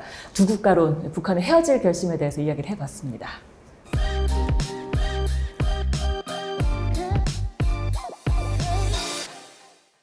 세 번째 주제로 넘어가 보겠습니다. 세 번째 주제는 여성과 관련한 이야기입니다. 일단 여기는요, 이화여대죠. 국내 최초로 여성학을 개설한 여성 전문 인력의 산실인 곳입니다. 그래서 이번에 이제 북한 여성에 관련해서 이야기를 좀 해볼까 하는데요. 이효령 박사님께 먼저 질문을 좀 드릴게요. 이 질문이 조금 답정너인 것 같기도 한데 혹시 모르니까요. 네, 네. 밸런스 게임입니다. 네. 다시 태어나는 기회가 주어진다면 네. 1번 리설주 김여정 같은 북한의 최고위층 여성. 네. 2번 가정과 회사에서 매일 전쟁하는 한국의 뭐 전형적인 평범한 워킹맘. 자, 어떤 걸 선택하시겠습니까? 저는 한국의 전형적인 워킹맘. 좀 아닌 것 같습니다. 네. 무슨 말씀을? 이우영 박사를 안지 한 20여 년 됐는데 아닌 것 같습니다. 너무 방송용 멘트입니다. 아닙니다. 이유를 들으셔야죠. 네, 이유를 한번 들어보면은 네네. 답이 나오지 않을까요? 그 김여정과 같은 위치는 좋아요. 그러나 북한이기 때문에 네. 안 된다는 거예요. 왜냐하면 네. 그것도 수단위로 그 김여정은 김정은의 여동생으로서의 그 자리에 갖다 놓고 수단으로 활용되고 있다라는 측면에서 네. 자신의 생각을 드러내는 게 아니라는 거죠. 네. 그런 측면에서 굉장히 피동적이고 수동적인 측면에서의 북한의 여인상을 저는 보여준다라고 보여져요. 네. 그렇기 때문에 그러한 수단으로 사용되기보다는 내가 몸이 좀 힘들더라도 한국의 워킹맘으로서 나의 생각을 있는 그대로 주체적으로 그렇죠. 할수 주체적으로 또 남편한테 또 하고 싶은 말 다 할 수 있는 이런 한국이 하고 좋다는 계세요? 말인 거죠. 하고 계세요? 아 그럼요. 오프 코스. 하고 싶은 말 너무 많이 하시는 거 아니에요? 하고 싶은 말을 하기 위해서 평범한 워킹맘을 택하시긴 했는데 사실 뭐 많은 분들께 질문을 다 드려도 이렇게 대답을 하실 것 같습니다. 제가 최근에요 뭐 재밌는 비교 영상을 하나 봤는데 1980년대 소설을 원작으로 2001년에 방영했던 북한 드라마 가정이라는 드라마가 있는데요. 이걸 보면 세대주를 쏘아본다는 이유 하나만으로 가정폭력을 저지르는 남편이 등장을 하거든요. 그런데 20년쯤 뒤인 2022년에 있는 한 드라마 수명이 다 됐소? 라는 제목의 드라마를 보면 아내 대신 남편이 앞치마를 두르고 아침 식사를 준비하는 장면이 나옵니다. 굉장히 많이 달라진 건데 여성의 역할과 지위가 지금 북한도 많이 달라졌다고 볼 수 있는 거죠? 한국에서는 굉장히 많은 변화가 있었죠. 네. 그건 아무래도 저는 교육의 역할이 굉장히 컸다라고 보여져요. 그다음에 중요한 건 또 인권이라는 측면에서의 그 권리, 양성평등 이런 부분이 어렸을 때부터 교육을 또 쭉 받아왔기 때문에 네. 어떻게 보면 드라마가 몇십 년 전 드라마와 지금의 드라마에서의 나타나는 주인공들의 모습이 달라졌다라고 보여지는데 네. 북한은 그렇지 못한 거죠. 북한에서는 뭐 법률이나 제도적 측면에서 마치 평등이라는 부분을 굉장히 강조하는 것 같지만 네. 실질적으로 뭐 탈북자분들이랑 뭐 인터뷰를 해본다라든지 네. 그쪽의 내용을 이렇게 보면 모든 거를 다 여성이 다 해야 되는 거예요. 그러니까 경제적인 것도 다 책임을 져야 되는 거고. 그럼 남편들이 뭐 하냐? 그럼 거의 보면은 그 집에서 쉬고 그러면서도 가부장적인 지위는 그대로 유지를 하고 있고. 그럼 이렇게 앞치마 두르는 장면은 정말 드라마일 뿐이군요. 드라마일 뿐이라고 봐야 되는 거죠. 그래서 네. 그거 관련돼서 굉장히 선전용이다. 그래서 어떻게 보면은 이전보다 북한 여성들은 더 정신적으로 더 힘든 그런 시기가 아닌가라는 생각이 들어요. 그러니까 경제적인 것까지 모두 다 책임을 져야 하는 네. 그런 이중고, 삼중고를 겪는다라고 봐야겠죠. 네. 아까 뭐 법률 제도적으로는 이제 북한에서 마치 여성의 인권을 생각해주는 듯한 이런 느낌이 보인다고 했는데 실제 북한에서 1946년에 남녀평등권에 관한 법령이 제정이 됐더라고요. 근데 그럼 이것도 사실 진심은 아닌 거죠, 조 박사님? 법은요, 사회주의 그 남녀평등법이 훨씬 더 잘 돼 있어요. 그러니까 소련도 여성에게 상당히 유리하게 돼 있습니다. 뭐 이혼한다든지 이럴 때. 네. 그러면 사실은 법률 체계로는 상당히 잘 돼 있는데 소련 시절로 돌아가서 소련의 최고위층 정치위원들 비율 보면 여자가 거의 없어요. 주로 여성들 이제 사회주의는 이제 완전 고용이거든요. 그러면 소련 여성들이 저한테 이런 얘기하고 좀 놀랬어요. 저희 집사람하고 이제 같이 만나면 자기는 하우스와이프, 전업주부가 꿈이다. 우리는 아니잖아. 일하고 싶어 하잖아요. 예. 근데 그 일이 뭐냐? 비숙련 노동을 착취하는 일들이에요.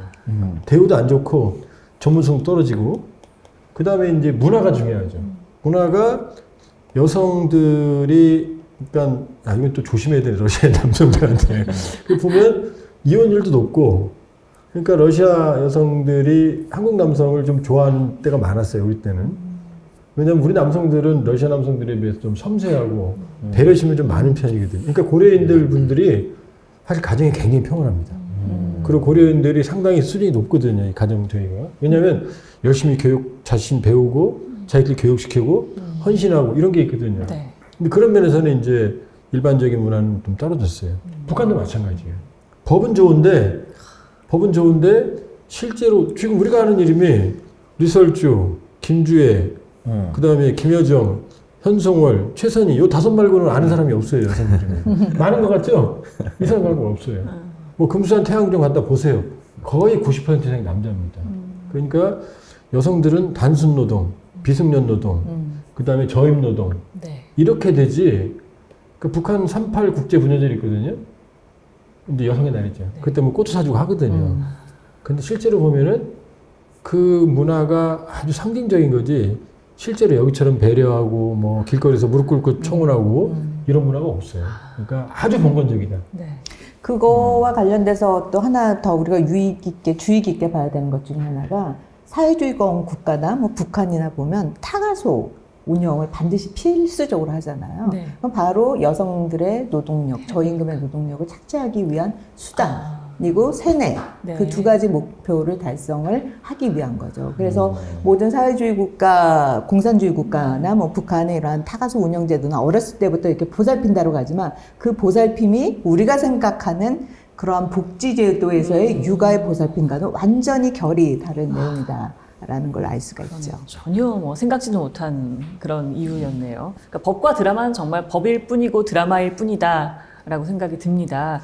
그리고 이게 지난 3월 노동신문의 한 사설 내용인데요. 정말 이게 지난해 3월의 신문 내용이라고 하기엔 굉장히 눈을 의심할 만한 내용이었어요. 여성의 역할을 주문한 글인데 뭐 김정은 위원장에 대한 충성은 기본이고 시부모를 잘 모시고 남편과 자식들 뒷바라지를 잘하고 자녀를 많이 낳아야 한다. 이게 이제 여성의 역할이다 그랬는데 만약 지금 댁에 가셔서 따님이나 아내분에게 이런 얘기를 한다면 우리나라에서 어떤 일이 펼쳐질까 싶기도 하거든요. 중환자실 원할 것 같습니다. 이게 38 국제 분녀들 그 사설이거든요. 뭐가 더 빠졌냐면 여성들은 순결해야 된다. 예의도덕을 잘 지켜야 된다. 이것도 빠져 있습니다. 그게 어떻게 보면 여성의 날에 여성의 그런 날에 걸 나온 주문한다는 기념 거예요. 사설이에요, 이게. 그러니 믿어지지가 말이 않네요. 우리 여성의 날에 아마 우리 박 교수님이 이런 사설 쓰면 밖에 못 다닐 거예요. 왜 그러십니까? 저도 딸이 있는데 그러니까요. 이런 얘기는 전혀 못하고 네. 북한이 또 그 어머니 대회라는 걸 있죠, 하거든요. 있죠. 거기서 김정은이 연설을 하는데 그 연설에도 좀 제가 좁혀서 단순화할 위험이 좀 있습니다만 결국은 애를 많이 낳아라라는 거로 끝나버려요. 그러니까 한국보다는 그래도 신생아 그 출생률이 높긴 한데 여전히 북한은 그게 가장 핵심이다. 그 하나가 북한에서 여전히 여성을 어떻게 보고 있느냐를 대변한다고 보고 또 하나는 북한이 어떻게 보면 아직까지도 가장 강력한 이 유교 문화를 유지하고 있다. 그러니까 이게 폐쇄성이거든요. 북한이 국제사회와의 서로 간의 소통을 안 하다 보니까 그 문화가 계속 남아있고 남성 위주의 그런 유교 문화가 여전히 북한 사회의 기저에 깔려 있다. 그래서 네. 우리가 이번 얘기는 안 합니다만 지난번 알쓸국제 밀탄회 때 김주혜 얘기를 했을 때 과연 그런 남성 중심 사회인 북한에서 여성 지도자가 나올 수 있을 것인가에 대해서는 뭐 여전히 저는 의문이 된다고 생각합니다만 우리 조한범 박사님은 나올 수 있다 맨날 그렇게 말씀하시죠. 그 짧게 말씀드리면 우리 북한 드라마에서 고부간의 갈등이 많이 나오거든요. 네. 그럼 100% 남편은 부모 편을 듭니다. 우리 대한민국 영화는 그렇지 않죠. 보통 부인 편 들지 않습니까? 아니, 그거 당연히 들어야죠. 그렇지 않으면 이제 그 가정의 평화가 깨지죠. 그러니까 정말 아주 본건적이에요. 너무나도 본건적이에요. 네. 저는 뭐 김주혜가 지도를 잡을 수 있다 이 얘기를 하시는 건 줄 알았습니다. 왜냐하면 이제 그게 좀 사연이 있는데요. 김정은이 뭐 기쁨조가 있다, 뭐 무슨 뭐 이런 얘기 많이 하잖아요. 근데 제가 보기에는 김정은의 제 개인적인 판단인데 여성 관계는 물러나지 않은 것 같아요. 맞아요. 첫 번째 리설주를 제일 먼저 데리고 나왔죠. 주애를 공개했죠. 왜냐 자기 엄마 고영이가 원산에 쫓겨 살았거든요. 숨어서 사람들 앞에 나오지도 못하고 그 한이 맺혔던 것 같아요. 그러니까 지금 아들 첫째 아들이 있네, 셋째가 있네 그러지만 김주애가 2022년 11월 달에 화성 18형 ICBM 쏠 때 나오거든요. 2013년생이에요. 9살 때 나왔거든요. 깡총깡총했죠. 근데 최근에 좀 안 나옵니다만 최근에 마지막 나온 모습은 거의 후계자, 양장. 무려 비공개까지 치면 40번 정도 나왔거든요. 그런데 이게 김일성, 김정일, 김정은보다 더 아주 집중적인 후계자 수업이에요. 현지도 따라주면 후계자거든요. 근데 이것 또한 여성이기 때문이 아니라 그냥 핏줄이기 아니죠. 때문에 여성이기 때문에 그런 건가요? 여성이 안 되니까 계속해서 노출시켜주는 오히려. 거죠. 네. 아니 근데 김주애가 만약 수령의 지위를 이어받는다면 결혼을 해서 네. 남편이 김 씨가 아닐 경우에 그거를 탈북민들은 간단히 말합니다. 남편 성 바꾸면 된대요. 김씨로. 정말로 탈북민들이 한 얘기입니다. 그러니까 그건 문제가 안 된다는 거죠. 그냥 김씨 이어가면 된다는 거죠. 그러니까 향후에 김주애가 어떨지 모르겠지만 2년 정도 된 기간에 거의 비공식적으로 40여 번, 그중에 70%가 군 생활, 군 관련이다.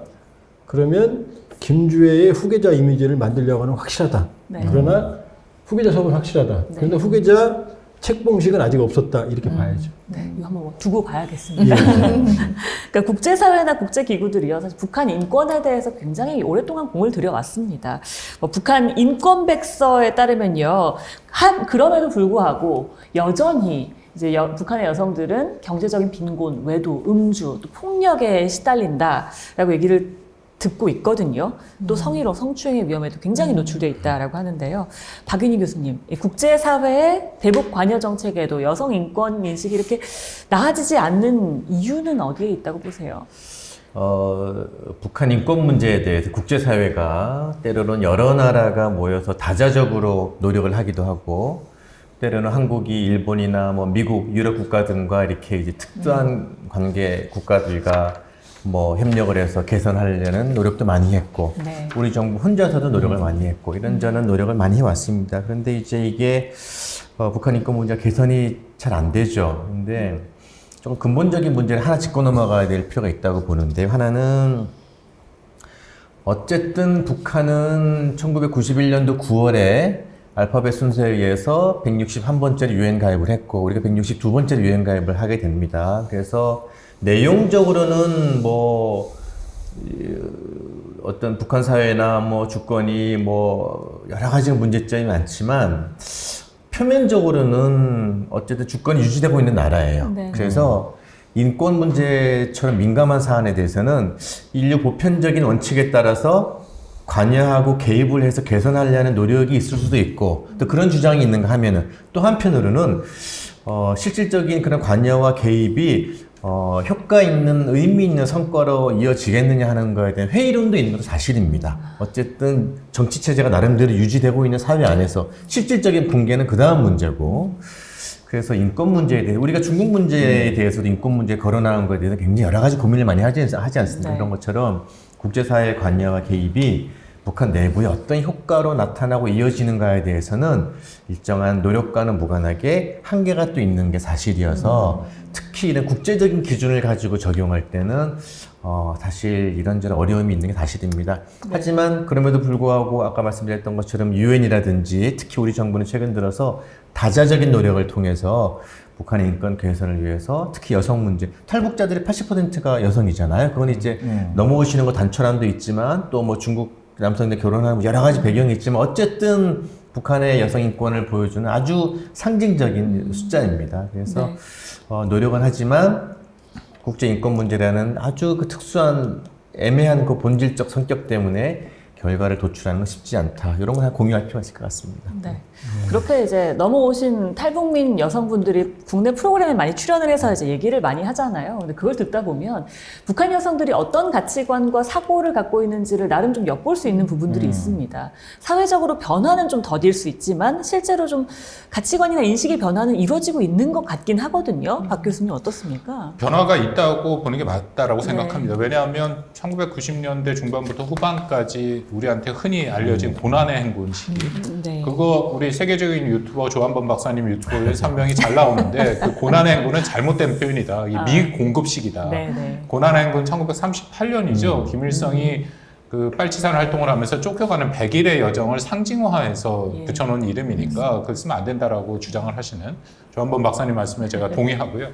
근데 그 이후에 북한이 배급 체계가 다 무너졌고 여러분들 잘 아시는 장마당이 시작이 됐거든요. 본격적으로. 근데 장마당에서 경제 활동을 하는 대부분이 여성입니다. 그러니까 여성이 실질적으로 굉장히 많은 부담이 있는 거죠. 가서 경제활동을 해야 그것으로 벌어먹고 북한에서는 뭐 사회주의 국가니까 형식적으로 다 직업을 가질 수 있지만 그 직업으로 할 수 있는 것은 굉장히 제한된다. 그냥 평균적인 월급으로 살 수 있는 게 한 달에 계란 2개 정도 살 수 있는 값이 끝이거든요. 그러면 실질적으로 가서 경제활동을 해야 되는데 여성들이 대부분 한다. 그럼 우리가 인류 역사 발전해서 알겠지만 경제활동이라는 것은 개인에게 이 독립된 생각을 갖게 되고 또 그렇다 보면 그들의 권리가 점점 확충되고 그들의 목소리가 커질 수 있고 그렇다면 여성의 역할은 분명히 변화되고 있다. 근데 여전히 아까 말씀드렸던 북한의 이 봉건적인 사회, 남성 중심의 사회, 통합 억제 사회에서 여성의 권위는 어떤 형태로든지 커지고 있는데 이것을 어떻게 매칭할 것이냐. 이것을 계속 억누르는 것도 저는 북한의 체제상의 하나의 심각한 도전이 될 수 있다고 생각합니다. 네. 그리고 왜 출산율이 떨어지는 것과 관련해서는 뭐 여러 가지 이유가 있지만 우리나라의 경우에도 여성의 사회적인 참여가 이제 높아지면서 이게 떨어진다는 얘기가 있잖아요. 북한 역시 80년대까지만 해도 3명에 가까웠는데 1인당 이제 출산율이 지난해 1월에 1.38명 수준까지 떨어졌다고 합니다. 굉장히 많이 떨어진 거죠. 우리나라와 비교할 수는 없겠습니다만 이것조차도 유승철 교수님, 북한 여성들의 좀 사회적인 참여가 늘어났다 이렇게 봐도 되는 걸까요? 네. 그래도 남한보다는 조금 더 선방하고 있다는 면에서 네. 약간 부럽기도 한 면이 없잖아 있는데요. 보면은 이 저출산이라는 거 보면은 사회적 현상인 것 같아요. 특히 선진국 현상이긴 한데 네. 북한은 좀 다르게 볼 필요가 있는 것 같습니다.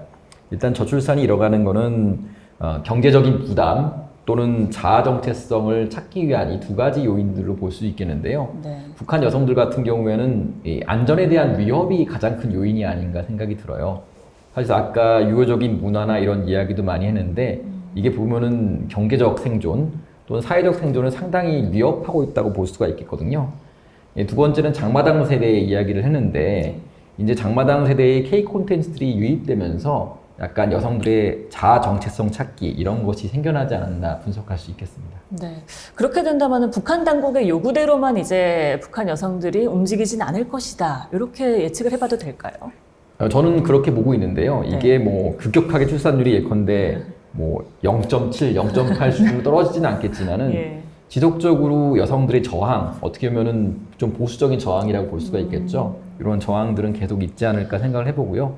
특히 경제적 이유를 넘어서 조금 더 선진화된 자기 정체성 찾기에 대한 니즈는 계속 커질 것 같습니다. 네, 그렇게 변화를 좀 이뤄내기 위해서 지금도 굉장히 더디게 변화를 하고 있지만 좀 어떻게 보면 화끈한 변화를 이끌어내기 위해서 어떤 콘텐츠를 좀 유입해야지 도움이 될까요? 근데 저는 한편 그렇게 생각해 봤는데요. 저희가 일종의 선전, 프로파간다의 목적으로 콘텐츠를 유포하는 거는 쉽지 않은 것 같아요. 직접적으로 그들이 찾고 있기 때문에 어떻게 보면 좀 자연스럽고 소프트한 전략을 쓰는 게 좋을 것 같은데요. 특정 콘텐츠를 언급하긴 그렇지만은 장르로 봤을 때는 어떤 생활의 수준이 높다는 것을 표현할 수 있는 콘텐츠. 앞서서 뭐 고향에 간다 얘기하셨나요? 홍보 같은 생활의 수준이 나아지고 있다는 것을 보여주는 게 중요하고요. 2번째는 사회적 수준이 나아지고 있다. 네. 특히 여성의 사회적 수준이 좀 높아지고 있다. 고급화되어 있다. 또는 가족에서 존경받고 있다. 이런 콘텐츠가 주요 좀 설득력 있는 콘텐츠가 아닐까 생각해 봅니다. 그 에피소드 또 하나 말씀드리면요. 좀 지났습니다. 네. 이제 집에서 담배 필 수 있었던 시기 얘기인데 들은 얘기예요. 아주 여러분들이 아시는 그 북한 전문 기자께서 직접 저한테 해주신 얘기인데 이 북한에서 오신 고위층 이랑 이제 식사하고 이제 그분 집에 갔대요. 그때 이제 딱 앉자마자 그분도 꽤 높은 층인데 자기 부인 보고 제대로 가져와 그러는 거예요. 근데 여기 이제 문제는 여긴 거예요. 그래서 아니 자기가 제대로 가져가면 되지. 그랬더니 이 양반이 하는 말이 아니 저 애미 나이가 북한에서는 안 그러더니 여기서 성격이 버렸어 이렇게 말하잖아요. 근데 그 정도로 그러니까 이 남존여비 의식이 확산이 돼 있고 그러니까 막 보면은 여자가 일방적으로 희생하고 가정을 위해서 헌신하고 그러니까 당, 조국, 가족, 사회를 위해서 희생하는 게 가장 아름다운 덕목으로 만들어 놨거든요. 그러니까 방금 말씀하시니까 가장 결정적인 사진으로 한번 2018년에 보여줬던 사진이 있어요. 2019년 하노이 갈 때 그 네. 기차에서 50시간 넘게 기차를 타고 갔잖아요. 그때 김여정이 김정은에게 담배 재떨이 받쳐주는 네. 모습이 한번 나왔었죠. 난징역에서 이러고 있었죠. 그게 바로 북한의 아무리 지위가 높다 그러네요. 그래도 예. 결국에는 북한 여성들이 갖고 있는 위치를 네. 가장 잘 보여주는 그런 대목이 아닐까라는 아, 왜 하나 더 붙였어요? 예. 현송월 있잖아요. 그 비싼 구찌백. 거기에 뭐 들어있냐면 그 크리스탈 잿들이 들어있습니다. 그러니까 김정은 다니시면 그걸 꺼내서 이렇게 하고 있는 거죠. 그러니까요. 그게 보면 사실은 민도라는 건 하루아침에 바뀌지 않는다. 그래서 맞습니다. 여기에서 탈북하신 여성분들이 남쪽 분하고 이렇게 결혼하고 그러면은 상당히 좋아하는 경우가 많아요. 네. 왜냐면 권위적이지 않잖아요. 전혀 다르겠죠. 예. 예. 그러면서 본다고 그러면은 차이가 크다. 네. 그렇게 볼 수 있죠. 뭐 최고위층 여성만 해도 그렇게 수단으로 사용이 되는 경우가 많은데 뭐 일반 주민들은 얼마나 더 심각할까라는 생각이 듭니다. 북한 여성 인권에 대해서 이야기를 나눠봤습니다.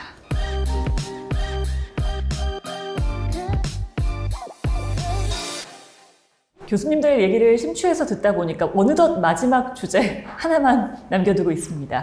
2025년 올해 한반도를 전망하자면요. 이 문제적 세 남자를 들여다보지 않을 수가 없습니다. 바로 트럼프, 푸틴, 또 김정은입니다. 누구 하나 정말 빠지지 않는 개성을 갖고 있는 인물들이잖아요. 이 복잡한 얘기에 앞서서 먼저 질문을 드리겠습니다. 지구상에 이 세 지도자밖에 없고 한 사람을 선택해야 한다. 누구를 선택하시겠습니까? 전 트럼프. 네. 저는 조한범 박사님의 선택을 압니다. 왜냐하면 조한범 박사님은 네. 푸틴의 후배거든요. 푸틴의 후배세요. 그러면 푸틴 선택하시겠습니까? 저는 저를 선택하려합니다. 지금 어디 사겠습니다.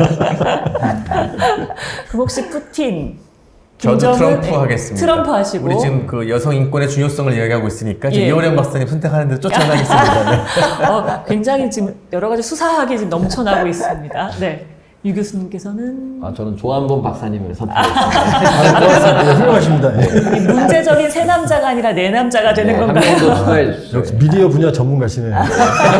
맞습니다. 예. 우리 이 박사님은 트럼프 왜 하셨나요? 트럼프냐면 셋 중에 가장 나이가 많아서 빨리 죽을 거예요. 이거 봐요 트럼프가. 이거. 봐요? 번역은 하지 않는 걸로 해야겠네요. 네, 그만큼 세 사람이 이 국제 체제에서 지금 미치는 네. 어떻게 보면 국제 평화 안정에 미치는 아. 부분에 있어서 굉장히 위험 미국 요소. 대통령임에도 불구하고 지금 우리가 불안정한 문제에 네. 대해서 굉장히 고민을 하고 있고 네. 나머지 둘은 뭐 말할 필요가 없는 거죠. 근데 이 얘기가 있습니다. 나이가 많다고 꼭 빨리 죽으라고 할 것 같지는 않고 그럼요. 세 명 중에 한 명은 건강이 안 이상한 게 이상한 그런 상태에 있는 사람이기 때문에 장담을 못하지 않을까요? 그래도 셋 중에 하나를 고른다면 먼저 갈 수도 있어요. 그래도 가장 먼저 갈 확률이 높지 않을까. 근데 이런 건 있어요. 네. 푸틴과 김정은은 전과자거든요. 국제법적으로 대북제재, 네, 네, 전쟁범죄. 근데 트럼프 대통령은 불량배스럽긴 하지 전과자는 아니거든요. 그쵸. 같이 놓으면 싫어하죠 트럼프 대통령. 트럼프가 91개 혐의로 3번 기소됐는데 그 아, 판결이 안 나왔을 뿐이지 꼭 아직 모르는 거 아니에요? 국제 그 무죄 추정의 원칙이 있습니다. 그럼 결국은 일찍 가는 사람을 선택하겠다 한 정도로 세 사람이 정말 문제적 남자다라는 생각이 드는데요. 올해 일단 세계 질서를 움직일 가장 핫한 인물이라면 뭐 트럼프 대통령일 것 같습니다. 트럼프 대통령이 특히 과연 김정은과 만날 것인가? 이거 굉장히 세간의 관심이 모아지고 있는데 박윤희 교수님 어떻게 될까요? 많은 국내외 전문가들의 예상과는 조금 다르게 트럼프와 김정은의 만남 자체가 저는 쉽지 않다고 봅니다. 그러니까 뭐 이루어질 수는 있겠습니다만 가까운 시기에 혹은 뭐 이렇게 속도 있게 그렇게 전개되지는 않을 거라는 게 제 생각인데요.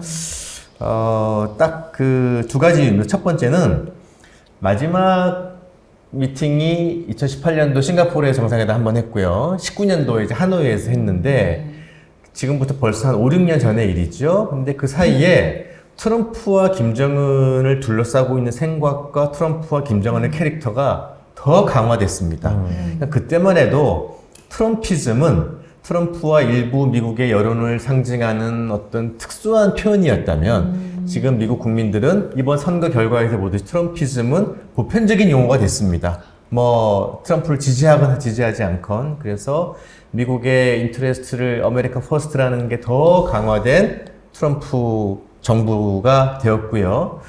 김정은도 마찬가지죠. 그러니까 하나위에서의 본인 나름의 어떤 이제 자괴감을 알고 돌아갔고 그 사이에 북한의 핵 무력이 훨씬 더 고도화되었는데 여러 가지 의미에서 트럼프 혹은 미국 정부 입장에서 김정은을 설득하고 대화 테이블로 불러내기 위해서 지불해야 될 대가가 이만큼 높아진 거예요.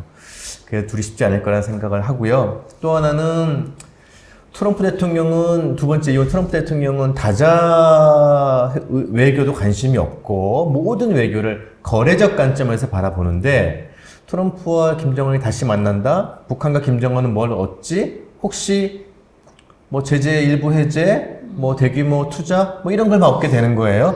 미국은 뭘 얻지? 뭐 한반도 평화, 뭐 동북아 안정, 미국의 글로벌 리더십?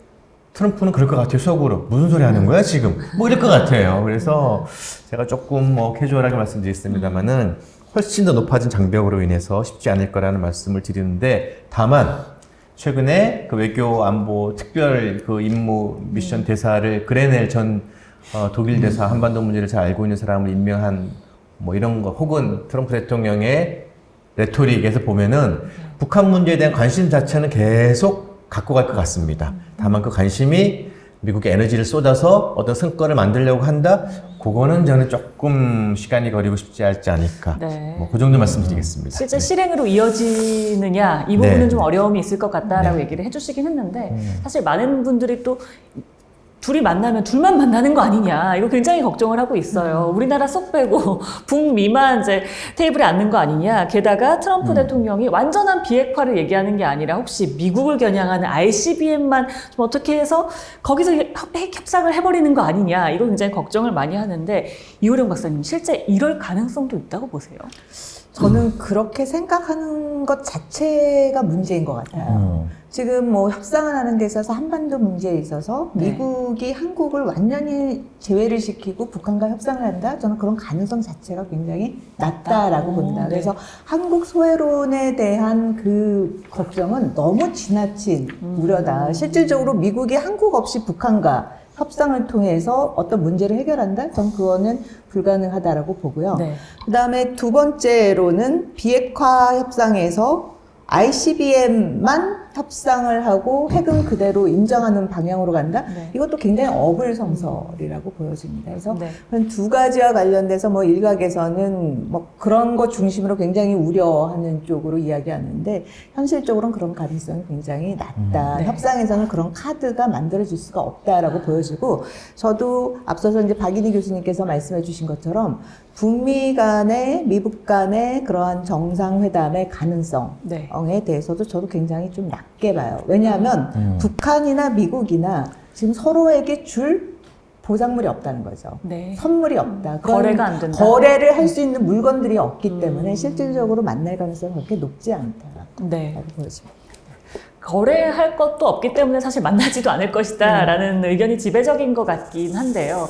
트럼프 대통령의 마음은 그래도 어느 정도 사람들이 좀 들여다보는 것 같아요. 근데 김정은 위원장의 마음은 정말 좀 어렵다라는 얘기들이 많습니다.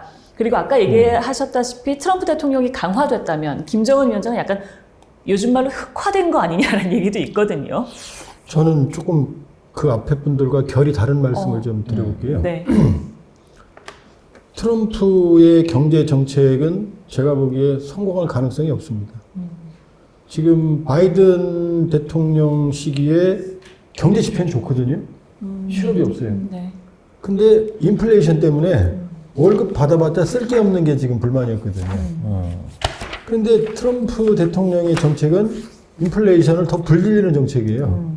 관세를 높이면 상품 가격이 높아지죠.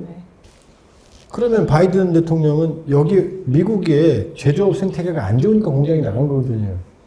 너 들어오면 보조금 줄게 이거였거든요. 근데 트럼프 대통령은 관세는 올리고 보조금은 안 준다며요. 그 다음에 미국의 불법 이민자들은 저임의 노동력 풀을 형성하고 있었거든요. 이 사람들 내쫓는다는 거거든요. 그러면 말로만 거칠게 막아 뭐 경제 그러나 트럼프의 경제 정책은 성공하기가 어려워요. 그런다고 제조업 생태계가 살아난다? 말도 안 되죠. 그러면 저는 오히려 트럼프의 생각은 예상보다 경제보다는 안보에 집중하고 있다. 그러니까 러우 전쟁 벌써 지금 젤렌스키 푸틴 입에서 휴전 얘기 나오거든요. 그러니까 트럼프가 생각하는 휴전은 강제 휴전이에요. 푸틴한테는 원하는 점령지 인정. 젤렌스키한테는 무기 안 주고 그만두게 하는 거죠.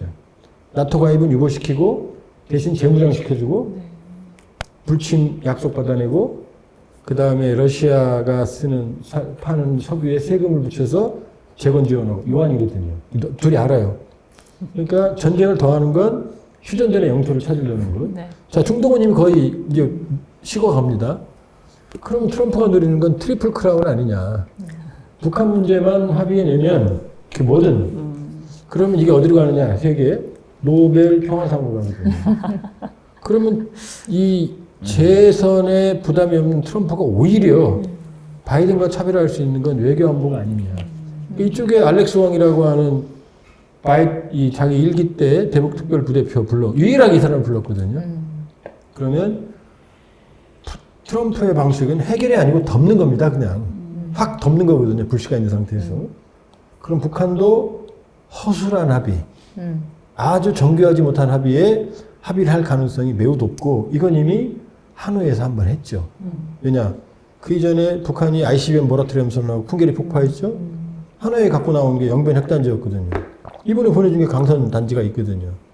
이 시즌2가 될 가능성을 우리가 배제할 수가 없고 더 우려스러운 건 그때는 문재인 정부가 중재라도 했지만 지금 우리가 낄 자리가 없다. 북한이 완전히 우리 배제했잖아요.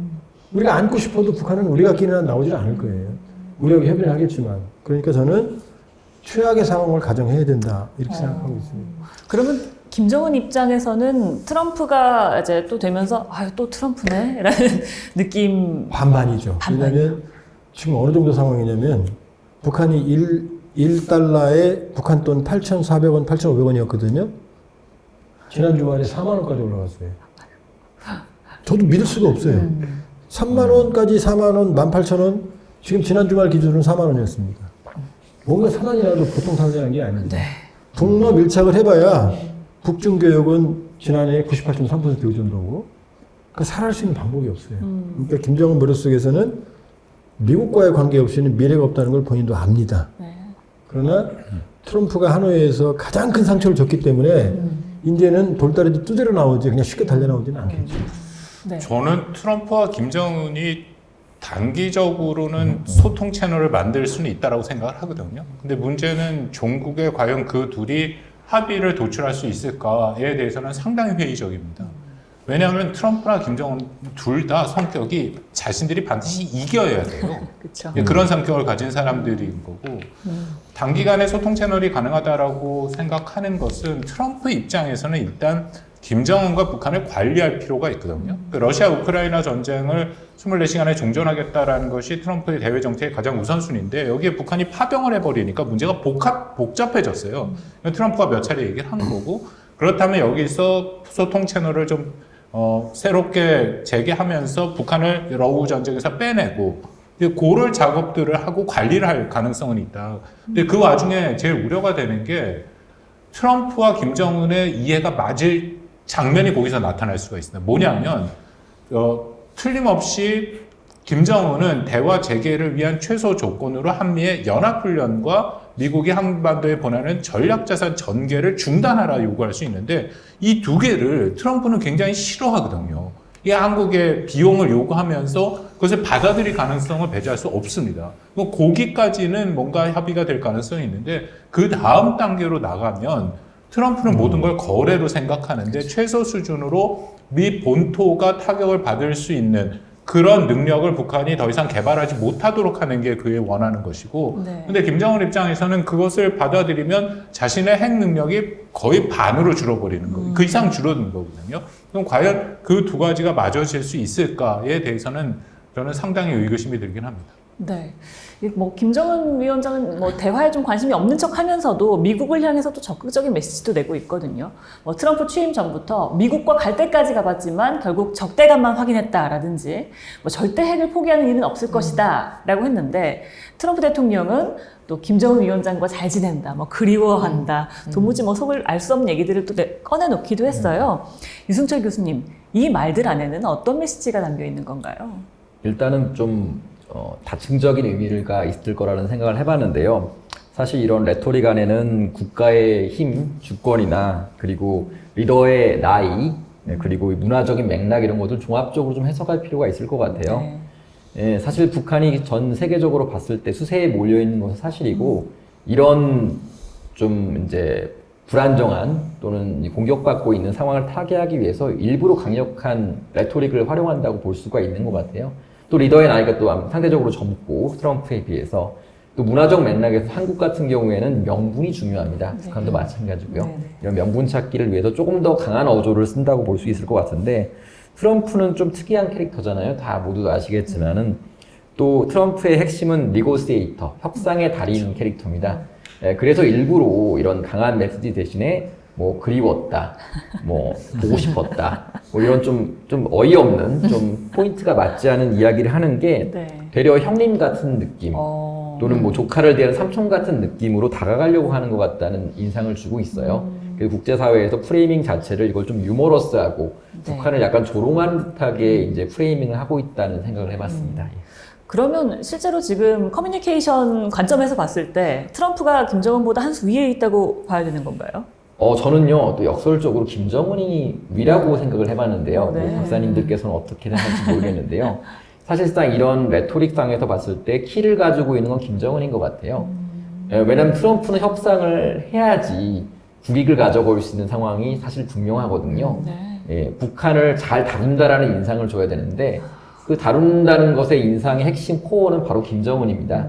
이 강도를 어떻게 조절하는지 레토릭을 어떻게 하느냐에 따라서 트럼프의 방향을 좀 어떻게 뒤흔들 수 있는 여지가 있지 않을까. 그래서 저는 김정은의 뭐 누가 우위다 하긴 어렵지만 네. 김정은의 키가 있지 않은가 이렇게 한번 해석해봤습니다. 저도 동의하는 부분 중에 하나가 네.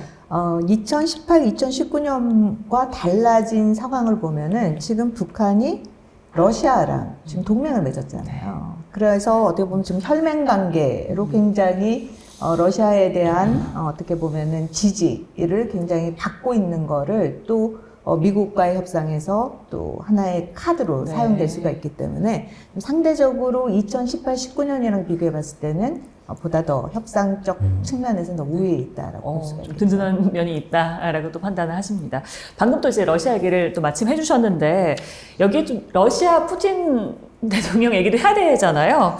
일단 박 교수님께 여쭤볼게요.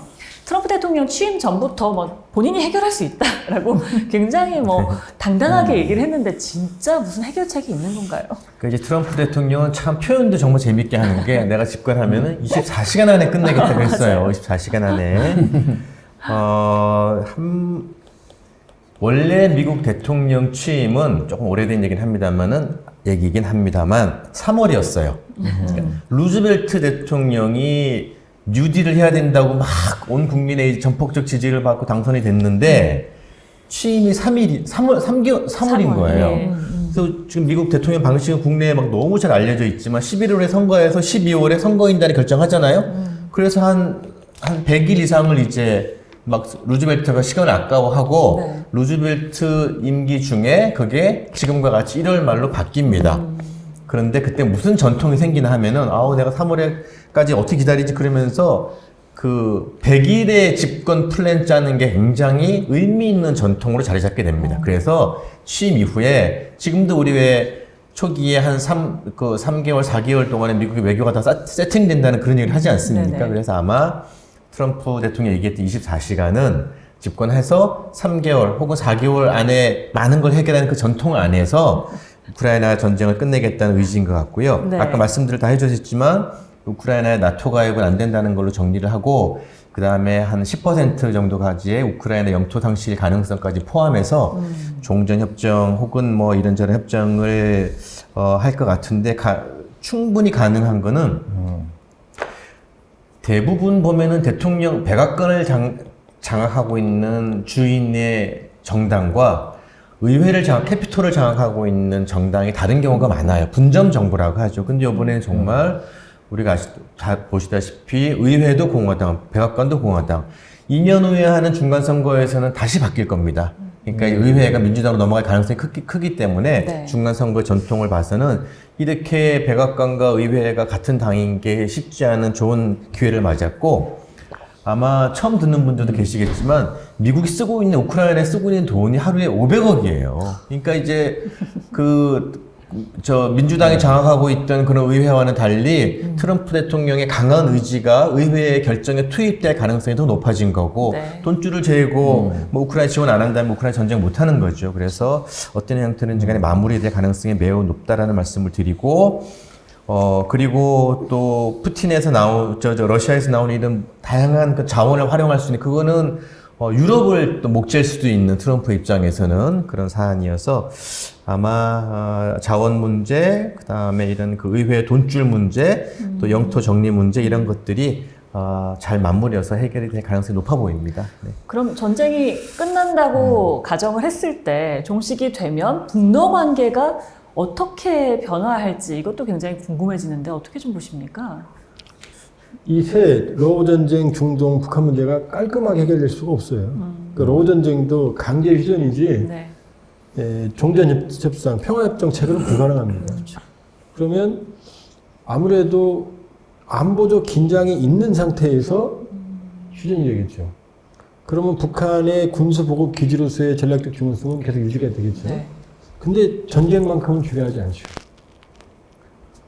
그러면 푸틴 입장에서는 이제 전쟁보다는 전후복구, 그레이트 러시아, 자기 이상을 실현해 나가야 되는데 유럽하고 끝났거든요. 근데 서쪽으로 못 나가요. 네. 제일 큰 실책이 그겁니다.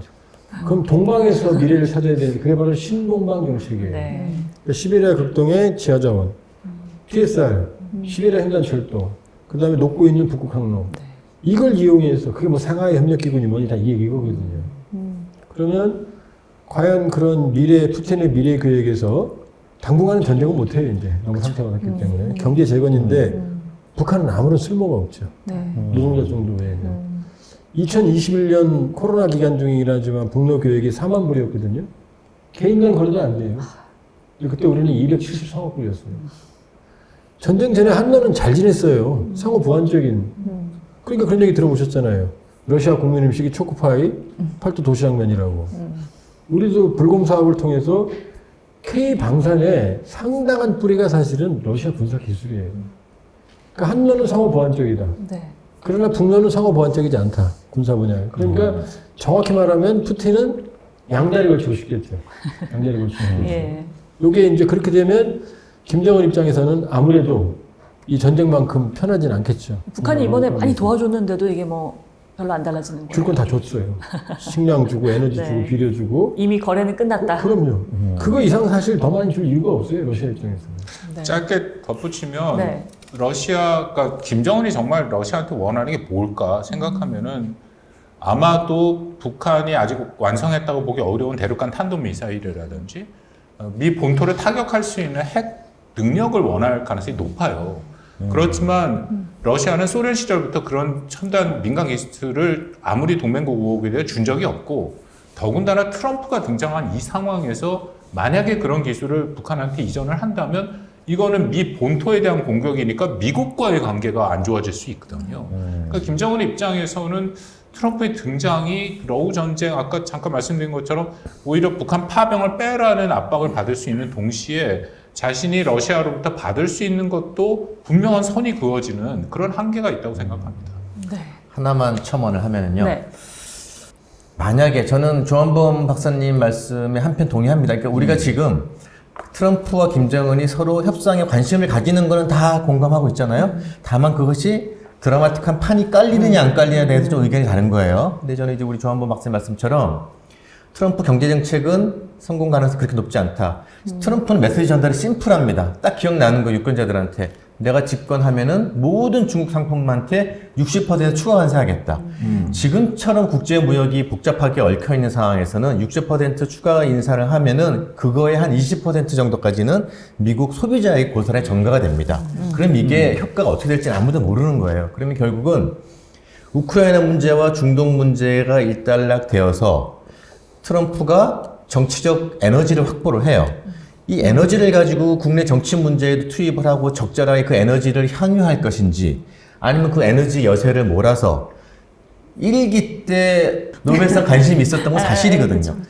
더군다나 아베 총리한테 나 좀 추천해 이렇게까지 얘기까지 했었어요. 트럼프 대통령이. 그러니까 관심 있는 건 사실이어서 우크라이나 문제와 중동 문제가 일단락되면은 그 여세를 몰아서 북한 문제까지 몰아서 정말 나 재선 관심 없고 노벨상 받고 나 그냥 계속 트럼프즘을 자기 마음대로 엔조이하는 걸로 나아가면은 북한 문제까지 가질 수도 있어요. 네. 그런 게 하나가 있고 또 하나 제가 보시는 분들하고 공유하고 싶은 사항은 저는 김정은과 김정을 도와주는 그 전략가들이 그렇게까지 현명하다고 생각하진 않는데 트럼프 대통령 가능성까지 보면서 러시아에 파병을 한 거라면은 우크라이나 해결이 우선인 트럼프 입장에서는 북한한테 그걸 그렇게 문제 삼지 않을 수도 있거든요. 그리고 미국과 북한 간에 어떤 판이 깔리면은, 북한에게는 아주 오랫동안 폐쇄되고 침체되었던 외교 재개의 기회가 있을 수도 있습니다. 트럼프를 징검다리 삼아서 요즘 뜨는 용어, 외교에서 글로벌 사우스죠? 글로벌 사우스 진영을 향한 북한식 외교가 살짝 기지개를 필 가능성도 있어서 한국의 입장에서는 그것까지 생각하고 준비해야 된다는 말씀을 하나 더 덧붙입니다. 네, 여러 가지 전망들을 해주셨는데 한번 지켜봐야 될 것 같습니다. 제가 오늘 녹화장 오기 전에 생성형 AI, 챗 GPT에게 질문을 하나 던져봤습니다. 2024년을 지배했던 게 MBTI잖아요. 트럼프와 푸틴, 김정은의 MBTI를 한번 유출을 해보고 누가 서로 잘 맞을까 이걸 봤는데요. 트럼프는 모험가형인 ESTP라고 하고요. 푸틴 대통령은 전략가형인 INTJ, 또 김정은 위원장은 지휘관형인 ENTJ라고 분석이 됐습니다. 그래서 트럼프와 김정은은 감정적인 충돌의 가능성이 높은 데 비해서 푸틴과 김정은은 오히려 성격적인 관점에서 잘 맞는다라고 나오더라고요. 유승철 교수님, AI 진단 동의하십니까?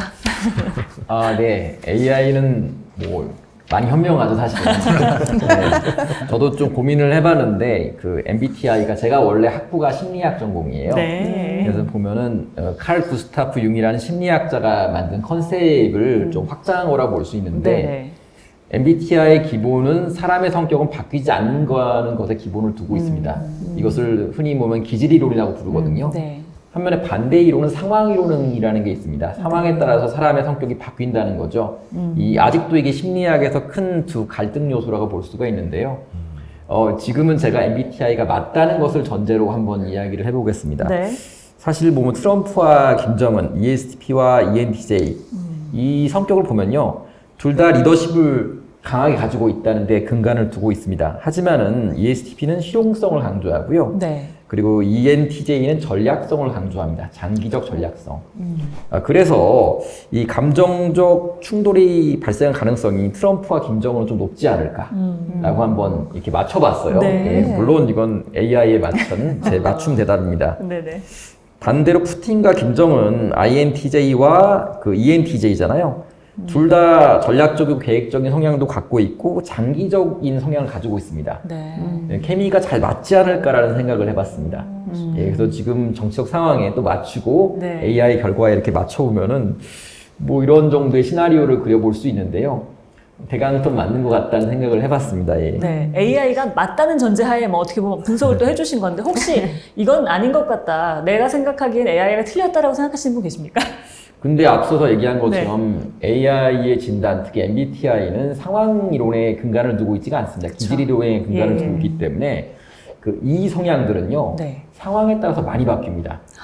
그래서 만약에 정치적 상황이 복잡하거나 이해관계에 충돌이 있거나 또는 트럼프 같이 욱하는 성격인 이런 유동성이 높은 사람인 경우에는 상황에 따라서 급변해버릴 가능성이 있기 때문에 좀 주의 깊게 볼 필요가 있다고 생각합니다. 과거 이제 통일연구원에서 김정은 리더십을 심리학적으로 분석을 한 짧은 보고서가 하나 있었거든요. 아, 네. 뭐라고 하나요? 그때는 이제 MBTI 뭐 AI 그게 뭐 그런 활용된 시대는 아니었으니까 자아도취형 과대망상증 이고 대체로 보면 히틀러나 이런 독재자들 있죠. 트럼프도 그렇게 나옵니다. 그러니까 대개 우리가 알고 있는 독재자들은 자아도취형이고 과대망상증에 빠져 있거든요. 김정은의 기록영화를 보면은 만기칠남입니다. 모든 분야에 관여해요. 아주 짜잘한 일까지. 그러니까 자기가 위대한 전략가라고 생각하고 있고 자기가 모든 문제를 다 해결한다고 생각을 해요. 그렇기 때문에 그런 면에서는 제가 보기엔 트럼프도 좀 유사한 걸 좀 느껴요. 본인의 독단적인 결정. 그렇게 보면 본인들이 문제 해결보다는 본인들의 이해관계의 접점을 찾을 가능성도 배제할 수가 없다. 그러나 누누이 말씀드리지만 트럼프의 방식은 정교하지 않고요. 트럼프의 협상을 보면 항상 센 놈이 약한 놈 때리는 거지 약한 놈이 센 놈을 이기는 방식이 아니에요. 그렇게 보면 우려도 있지만 그러나 이 상황에서 북핵 문제 질주를 막는다는 건 또 나쁜 상황은 아니죠. 그래서 우리가 뭘 할지를 고민해요. 네. 트럼프의 협상 방식에 대해서 또 다른 지도자들도 굉장히 고민이 많겠고 다들 굉장히 열심히 계획을 짜고 있을 텐데 지금 복잡한 이 국제 정세 속에 우리나라의 상황이 그렇게 좋지만은 않습니다. 국내 정세가 굉장히 국정 공백이 불가피한 상황이고 이제 혼란의 시기를 마주하게 됐는데요. 이럴 때 우리가 할 수 있는 최선의 선택지 뭐라고 봐야 될까요? 좀 묘안이 있으신가요? 트럼프가 된다. 네. 행정부 하에서 마치 세상은 다 굉장히 어려움이 겪을 거라고 생각을 하는데 꼭 네. 그렇지만은 않다라는 걸 일단 네. 생각해 볼 필요가 있습니다. 네. 큰 틀에서 미국의 역사를 보면 트럼프가 그렇게 새로운 것은 아니거든요. 미국의 전통적인 외교사를 보면 거기에 따라서 트럼프 같이 자국 우선주의를 얘기하는 이제 그런 대통령들과 그런 시기들이 있었다라는 거고 네. 또 하나는 트럼프 1기를 우리가 경험했기 때문에 2기에 들어서는 이 시점에서 트럼프가 어떤 생각을 하고 정책을 어떻게 가져가는 건지에 대한 경험도 있다는 겁니다. 그래서 거기에 대해서 우리가 좀 차분히 대비를 할 필요는 있다는데 다만 거기에 다른 국가들에 비해서 우리가 도전 요인이 좀 더 많은 거는 우리는 북한 핵 문제라는 것이 있고 말씀을 나눴습니다만 트럼프의 이 불예측성이라는 것은 여전히 이 한반도 안보의 또 거래 비용적으로 생각함과 더불어서 적지 않은 도전이 될 수는 있다. 이제 그 부분에 대해서 우리가 굉장히 민감하게 네. 추적하고 대비할 필요는 있다고 생각합니다. 네. 저는 그 행위자랑 구조 측면에서 좀 이 문제를 바라볼 필요가 있을 것 같아요. 너무 이렇게 독재자 중심의 어떻게 강력한 캐릭터 중심의 행위자 중심으로 보다 보면 지금 이전과 달라진 국제체제 환경이라든지 이런 부분을 놓칠 수 있다라는 거죠. 그러면 이전의 미국의 트럼프냐? 아니라는 거죠. 인태 전략을 추진하는 데 있어서의 미국 같은 경우는 많은 동맹국가 파트너십 국가에 어떻게 보면 미국이 트럼프가 얘기하는 대중국 정책을 위해서도 오히려 더 많은 국가들과 협력을 해야 되는 그런 상황인 거고 푸틴 같은 경우에는 러우 전쟁으로 인해서 지금 상당 부분의 러시아의 자원이 지금 바닥이 난 상황 하에서의 러시아라는 문제를 바라봐야 되는 거고, 난 북한이라는 경우도 우크라이나 전에 개입함으로 인해서 굉장히 내부적인 도전 상황은 굉장히 이전보다 더 많아진 상황 하에서의 김정은을 봐야 된다는 거죠. 그런 측면에서 굉장히 그냥 세 사람의 강한 캐릭터 중심으로 봤을 때면 굉장히 도전이 많은 것 같지만 반대로 구조와 행위자를 같이 연결해서 보면 기회 요소가 굉장히 더 많다. 그런 측면에서 우리가 셈법을 외교적인 셈법이라든지 대북 정책에 있어서 우리가 간과하고 있는 점들 이런 네. 것들 좀 종합적으로 살펴볼 필요가 있다라고 보여집니다. 상황을 좀 유의 깊게 봐야겠군요. 네. 네, 국내 최고의 일타 강사님들 모시고 오늘 지난 한 해 한반도를 돌아보고 다가올 미래까지 전망을 해봤습니다. 정말 어디에서도 듣기 힘든 명강의로 원 없이 귀호강한 기분이 들 정도인데요. 오늘 참여해주신 우리 전문가 여러분들의 소감도 한 번씩 들어볼까요? 네, 먼저 조 한번. 예, 박사님? 알쓸 북잡 시청자 여러분 반가웠고요. 또 이렇게 여러분들 균형 감각 있는 얘기를 들을 수 있어서 잠깐 좀 우려스러운 게 이 알쓸 북잡이 이 대동강 TV를 위협하는 채널을 할까봐 그 부분은 제가 좀 신경을 써서 보겠습니다. 예, 즐거웠습니다. 네, 저도 오늘 이렇게 유튜브를 통해서 알쓸북잡이라는 그 제목 하에 많은 같은 또 유명한 또 교수님과 박사님들과 같이 이렇게 이야기를 나눌 수 있어서 너무 재밌었고요. 중요한 거는 조회수가 아닌가라는 생각이 들어요. 그래서 여러분들 많이 이 내용 보시고 주변에 또 친구분들이나 아는 분들에게 좋은 내용 같이 공유했으면 좋겠습니다. 감사합니다. 네, 시즌 1에서도 살아남은 유승철입니다. 한 번 더 살아서 이렇게 또 이야기를 할 기회가 있었는데요. 보면은 이렇게 복잡한 해외 정치 상황 중에서도 북한에 대한 관심도가 생각보다 높지 않아 좀 아쉬움이 있습니다. 저도 사실 이걸 준비하면서 공부할 기회가 있었는데요. 시청자분들께서도 이런 시청할 기회로 북한에 좀 관심 가지고 남북 관계를 한 번 더 고민해 주실 수 있었으면 좋겠고요. 좋아요와 구독도 부탁드립니다. 네, 저를 포함해서 이렇게 5분은 세부 전공은 다르지만 북한 문제와 한반도 문제를 고민하는 전문가분들이십니다. 한반도 문제와 통일의 중요성은 다 공감하고 있는 사안이고 그걸 어떻게 풀어나가지 하는 세부적인 고민만 조금 달리하시는 분들입니다. 저는 개인적으로 오늘 논의했지만 북한이 2개 국가를 주장하고 따로 살자 그러고 통일의 가능성이 얼핏 멀어져 보이면 보일수록 이렇게 한반도 문제와 통일 문제를 논의하는 논의의 기회가 많이 이렇게 살아나는 게 이게 통일을 앞당기는 의미 있는 노력이라고 생각을 합니다. 보시는 분들 학생분들도 계실 것이고요. 또 일반인들도 계실 거고 다른 분야의 전문가분들도 계실 텐데 한반도 문제 혹은 통일 문제에 대한 이런 고민이 이렇게 라이브하게 항상 살아있는 그런 새해가 또 되었으면 좋겠습니다. 감사합니다. 이 바쁜 시간에 흔쾌히 참여해 주신 우리 모든 패널 분들한테 다시 한번 진심으로 감사드리고요. 역시 최고의 사회를 해준 우리 이담 앵커, 이 바쁜데 또 와준 거 감사드리고, 아마 여러분들 못 보실 텐데 여기 있는 우리 그 스태프들, 또 카메라, 우리 감독님과 또 여러 카메라 스태프들 조명 다 해주시는 분들 정말 감사드리고, 이 모든 거를 위해서 저를 도와서 이 기획하고 준비해준 우리 박혜정 선생 감사하고, 오늘 같이 못했습니다만 이 전체적인 이 내용을 정리해준 김은하 작가에도 감사드립니다. 앞으로 알쓸복잡 시즌 한 10까지도 계속 가기를 바라겠습니다. 감사합니다. 마치 우리 기획자인 박원근 교수님께서 수상소감 얘기하듯이 모두에게 감사를 전하면서 아주 노벨 평화상 받을 것 같아요. 홍보수로 해야 될 것 같습니다. 네, 따뜻하게 마무리를 해봤습니다. 알아두면 쓸모있는 북한 잡학사전 알쓸북잡 2번째 시간, 그럼 여기서 인사를 드리겠습니다. 오늘 함께해 주셔서 대단히 감사합니다. 네, 감사합니다. 감사합니다. 고맙습니다. 아유, 수고하셨습니다. 수고하셨습니다. 네.